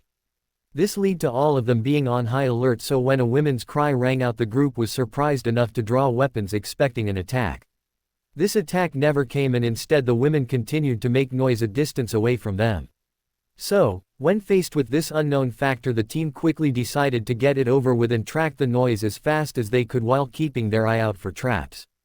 Something they were thankful for after having passed enough traps to kill several search parties before finally entering yet another lab. What is going on here? We have already cleared both Orochimaru and Kabuto's areas. Why do they have yet another lab-like area in this weird building? One of the team muttered confused as they glanced around. His curiosity was quickly pushed aside as they heard the women sounding pretty close now, but there were no doors to be found. So, after a quick debate, the team tracked the sound to where it was loudest and began to break down the wall. Eventually a path was found hidden behind the lab's wall, and the team decided to follow it to the clear voices rather than spending the time to examine the lab they passed through. At this point they could hear several voices, which made the squad tense as they readied themselves for a battle. What they found when they finally had visual though surprised them even more. For instead of a group of sound ninja ready to fight a surprised team, they found several women of various ages standing around a small cot that they clearly brought from somewhere. On this cot was a very pregnant woman who was currently struggling with what appeared to be childbirth. Meanwhile the women were trying their best to support the woman that was giving birth. This sight made the squad rather stunned until finally one of the team's medics pushed everyone aside and began going over to the women. "What are you doing? We have no idea if there are any danger to us, let alone if there are any traps." One of the other members quickly responded to this action. "Look at them. They are just trying to help this poor woman give birth at an unfortunate time. As a medical ninja I can't just stand there and watch when I can help this situation," the medical ninja stated firmly. And with that she quickly went over to the group of women who were surprised to see her but were quick to accept when she offered to help. While she did this, the rest of the team for the most part watched and waited, with only one or two other willing members allowed to help their medic. Sometime later everyone in the room heard a baby crying. "Congratulations at a healthy baby girl," the medical ninja tells the bedridden women with a smile as she watched the new mother happily look at her baby. "Thank you. I will name her Sarada," the woman states with a smile. "And just like Orochimaru-sama stated, I will name you after your father. Welcome to the world, Sarada Uchiha. Your father is not going to be in your life, but I promise I will love you more than enough for both a mother and a father," she told the baby, giving it a loving hug as she ignored the weird looks the allied force group were giving each other. Finally, after she seemed to have enough of hugging her now sleeping child for the moment, the woman looked from the large group of ninjas to the medical ninja. "So, did Orochimaru-sama send you to us? He hasn't been here to visit us in quite a while." After hearing this, a few of the allied forces looked at each other confused. I guess even a creepy snake needed some love every now and then, enough that he trapped them away, which makes him even more creepy than I thought he was," one of the ninja states with a shrug. "Oi, Orochimaru-sama kept us here to be safe from all the dangers of the world. He was nice enough to help us out, and all we need to do is help him rebuild a clan," one of the women states angrily at the man's comment. "Rebuild a clan?" the medical ninja asked, confused. "Yay, it's the Uchiha clan or something. But anyway, all we need to do is have children with the stuck-up young man every now and then, and all of our family's needs are covered and we are promised safety. Something we deserve after all the hell this world has given us," another woman states. "Do you mean the Uchiha clan?" one Konoha ninja asked the women, who nods. "Yeah, that's its name," she states firmly. "But Orochimaru stole Sasuke's body before the war even started," the Konoha ninja muttered to the rest of the group, who quickly shushed him. "We know that, but these girls apparently don't. Last thing we need to deal with is crazed fanatics finding out their god is dead," another member told him firmly. With that in mind, they walk up to the group of girls who focused on him. "Okay, well, no matter what, all the commotion outside is finished and we were ordered to take everything out of this place. So, if you girls wouldn't mind following us, let's head out," he told the girls, who muttered to each other, confused a bit seeing as they were told to stay in the area.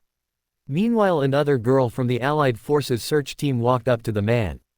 "Are you crazy bringing those girls out there? We have no idea how they will react, and you just want to bring them up to an even larger group of our comrades?" she asks, annoyed. "Well, do you have any better idea? I am more confident about bringing these girls out while avoiding traps than wanting the responsibility to bring a Kage or someone important down here. I mean, hell, the whole reason the Kages aren't doing this search themselves is because those sick bastards surely have some diabolical traps they could possibly fall into. Besides, just look at them. They are all basically civilians. They can't be that difficult to subdue if we have to," the man states. "Well, you have a point," the woman muttered, and without her having the ability to throw together an argument as to why not, the group eventually decided to follow the first guy's idea and get the girls out of the hidden room. Granted, they would be watched heavily to make sure that they don't try to do anything, but it was better to have them be where they knew rather than in the bowels of Orochimaru's lair hidden away. And with that in mind they left the area. Chapter 104. Days later. After the war ended, people still had loads of tasks to complete before they could actually be completely finished. Loads of people were still doing tasks around the Allied forces' bases, cleaning out as much useful supplies they could. Now that the war finished, it would be stupid if they let anything that could be useful deteriorate in bases that will likely never be used anymore. Needless to say, this task did not take all the forces that were available. So, other than those that were needed, the Allied force was finally dispersed to their individual villages. This was done after giving out rewards and praises for each member's groups from the Allied forces. Although they were rather generic due to the sheer mass of people, they were enough to keep spirits high.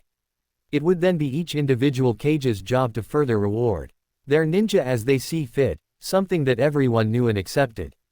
Even the Kages left the area, traveling home under the protection of the entirety of their remaining village ninja. The Kages were, after all, far too busy with post-war paperwork and problems to deal with the final cleanup. Thus, each appointed a trusted supervisor to do it in their stead. Naruto was among those that were sent back to the village and was happily talking with his girlfriends. They were trying their best to make up for lost time now that there was very little to worry about. It'll feel good to get a nice long soak in the onsen when we get home, and I think I'll get a full makeover while I'm at it, Ino states longingly. I get the soak, but why the makeover? You look just as beautiful as always to me, Naruto asked, confused, making Ino blush a bit but have a small smile. She then pinches his cheek playfully. Oh, look at this playboy being so smooth, Ino says teasingly. Hey, he has always been that way. Thankfully it's just him being the normal him instead of being a real playboy. Haku admits. A true playboy that was able to be as smooth with their words as Naruto unintentionally was would be a danger to many girls. But honestly, both of those activities are just relaxing for us. Haku adds on to explain. Oh, I see. Well, how about I pay for each of you girls to get the works then? Of course, Ayame will be included as well. Naruto tells them. Sounds good, Naru-kun, but you will have to join us. I for one can't relax unless I get my long overdue Naru time. Hinata says. Me together. I am okay with going for a soak on the men's side while you have your fun, but I don't know about the makeover thing. I feel I would get in the way if I stayed there. Naruto said, making the girls giggle. No, you doofus. You are gonna get one as well. Ino tells him. What? No, that is only for girls. Naruto tells them, shaking his head. And that is where you are wrong. Loads of guys get them done as well. It is relaxing. So come on and accept it already.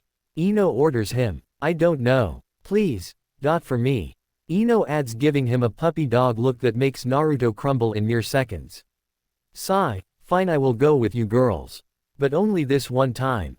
Naruto stated. After all, he still firmly believed it was only a girl thing to do. Good, Hinata states, nodding her head. And of course, you aren't allowed in the men's side of the onsen either. You are going to be spending the entire day with us. Hinata tells Naruto, surprising the group a bit. No, I will concede most things with you girls, but I refuse to let men see your beautiful bodies. I don't want you anywhere near the mixed bathing times, only perverts like Ero-sensei join that bath anyways. Naruto states, not liking any man other than him getting to see his girls. Something that they all appreciated but chose not to say anything further. Oh, Naru-kun, I can think of a plan that might fit both our wants, but we will have to wait and see. Hinata eventually says mysteriously. Naruto's apartment building. Eventually the Konoha ninja reached the village and quickly poured through the front gates to get back to their normal routines. In Naruto's case though, he was quickly stopped by Jiraiya, who brought Naruto and his girlfriends to Naruto's apartment complex. Ero-sensei, what's up? Why are you stopping me from going home already? Naruto asks, annoyed. Hey, hold on for 1 second would ya, kid? Jiraiya asks, chuckling happily. The reason I stopped you is that while we were out fighting the construction company, I finished a project I paid for. Jiraiya explains, walking up to the door and pushed it open. Now it's not anything crazy like what some other clans have, but this should be a great start for you, lad. He adds when the door is wide open. Inside of the door, instead of seeing the normal basic apartment building setup he was used to, he saw a large, rather fancy lobby with a few doors around. "You see, I actually own this building and have for years. I just couldn't do more for you other than make it cheap thanks to the civilian council when you were a kid." Jiraiya tells Naruto but mutters the last part bitterly. For loads of years he wanted to make the apartment that Naruto used something worth of him rather than a basic one, but the council would cause havoc if they ever found out.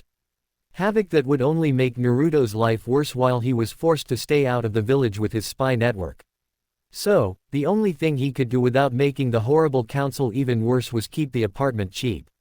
Course, the only reason it cost anything at all was simply so Naruto wouldn't feel indebted to him. But, now that no one could complain or dare to try and make things challenging for Naruto, he took the opportunity to give his godson a taste of luxury. The bottom 2 floors are set up to let you do most of a clan's work, including offices and meeting rooms. Meanwhile, the top floors are for personal use, including a kitchen, bedrooms, workout room, library, and so much more. After all, it was a perfect time to do it with you out of the way and most of the civilians finding themselves having less work. Jiraiya explains. He got a larger group to help build the place, seeing as a good portion of the men and women that knew the trade weren't super busy with repairing things ninjas often broke. So, the building was built in a super fast time through sheer numbers and the fact that most were rather skilled. "Thank you, Jiraiya-sensei, but this is just too much for me. I'll never be able to repay you for this," Naruto told his master, honestly at a loss of words. This was such a massive gift that he had no real idea how to react at the moment. "Hey, don't worry about it, kid. Remember, I have more than enough money to do whatever the hell I want. And you need to have a proper clan compound if you are a true clan after all," Jiraiya tells him with a chuckle. "And it makes me feel like I have repaid you just a small amount after all the time that I left you to rot under the damn hating civilians thanks to my work," he mentally adds, but refuses to show his change of emotion. "Oh, okay," Naruto muttered, still rather stunned. "Don't worry, other than your apartment becoming a master bedroom, nothing was changed with your stuff. And Haku of course still has her room." Jiraiya starts. "Right next to Naruto's room, right?" Haku asked, with a firm expression showing that she would only accept one answer. Yeah, you are still next to him, and I even put a proper door in between them just like how you wanted it," Jiraiya states awkwardly as she walked into the house with a smile. "Crazy girls, each one of them has some of the strangest quirks," he mutters, but follows the group inside. They then spent some time exploring the entire house, leading to them all standing by the bedrooms. "Okay, this one is mine," Hinata states, firmly standing in front of the room that sat right next to Naruto that Haku didn't already claim. Course, everyone just looked at her confused. "Hinata Haim, you already have a home in the Hyuga compound," Naruto starts, only for her to glare. "Nope, we are your future wives. It is only fair that we will eventually be living with you. I am just going to get my room all ready. If the others want to wait, then that's up to them. But I am not. With this I can be with you so much more often," Hinata states happily, with Naruto feeling a bit embarrassed but shrugged it off. If it was something she wanted to do, then who was he to stop her now that he had all this space? Course, after Hinata explains this, the rest of the girls quickly decide to pick rooms as well. They may not use them right away unlike Hinata, but it never hurt to have things set up. Though Ayame wasn't present, so she would have to pick from the remainder when they met up with her. Jiraiya just couldn't think of a reason to force Naruto to collect her before going home to drop off his gear. Plus, few days later, Naruto was slowly getting used to his apartment being turned into a clan compound. But of course this building was far too large for him and Haku to realistically take care of with just the two of them. But thanks to liberal use of the shadow clone jutsu, most of the chores were done without them having to worry about it too much, even if Haku disliked even clones of Naruto doing her work. Though this time Naruto refused to relent and let her have her way, there was just too much work for one person to even remotely think they can handle. And at this point people were far too busy with other tasks in the village to have them hire anyone. Soon enough, though, they had a third member living in the house, with Ayame setting up in her room. For after her father told her not to work due to being pregnant, she was rather bored. And sitting around her father's store watching him and the newly hired help made her annoyed that he wouldn't let her lift a finger. This lead to an argument between the two of them, with her father wanting her to simply relax and make sure the baby grows properly, and her who wanted to work up until it was truly impossible for her to do so. Due to this, she left home and went to the first place she thought of, which was Naruto's home. A place where she was quickly welcomed with open arms. Of course, Naruto was able to calm down both sides after a while, and the family repaired their relationship. But, seeing as she was used to her new room and it made her father happy that she was taking it easier, so she stayed with him. I'm still said that she would eventually go back home and work again, but Naruto was more than happy to take care of her and his future child. Of course, Naruto had to also repair his own relationship with Kyuki, who wasn't a fan of him knocking up his daughter. So, after all of that, Ayame was happily reading when she heard the doorbell ring and walked to the front door. Hello. Oh, Hinata-chan, how can I help you? Ayame greets Hinata, then notices that she had several bags around her. What's going on? She asks, confused. Oh, I am just finally moving in after finally getting father to accept that fact. Hinata states simply. Of course, at this point Naruto and Haku came down to see Hinata as well and quickly caught bags that were thrown towards them. Perfect, if you guys could help me get set up, Hinata tells them, walking past them. Wait, Hinata-chan, don't you already have a home? Naruto asks, confused, getting her to look at him hurt. Do you not want me to be with you, Naru-kun? Hinata asks, depressed. No, I'd never, Naruto started. Good, Hinata stated with a smile as she worked on putting her stuff away. After all, we need to spend as much time with each other as possible so we can get started on our first child. Hinata states simply as she continued to work. Yeah, that makes sense. Wait, what? Naruto stated before fully thinking about it and looked at her surprised. Elsewhere in Konoha. In a less populated area of Konoha, another apartment building was currently occupied by the girls that were found in Orochimaru's base. This apartment was under constant watch, but after the girls got over the fact that they were tricked, they were pretty cooperative. Of course, they were trying to help the girls out, but they were still very much a risk for the village, and the Uchiha clan itself was one as well. But of course, they now have another chance to have a good Uchiha clan, but this time Tsunade refused to let the council corrupt it. Though she also had no desire to force whatever children the girls had into making a clan either. Now the other Kages were a bit tempted to take a couple of the girls into their villages, but after a lot of talking and conceding other things, Tsunade succeeded in bringing them all back to Konoha. Of course, a big part of that was thanks to the fact that the Uchiha weren't known to be the most trustworthy to begin with. Still, even with knowing this, Tsunade felt bad for the girls and wanted to at least give them a chance. Something they were thankful for, to say the least. After all, they really had next to nothing to go back to. So, for now they would enjoy life the best they can, even though they knew they were under watch.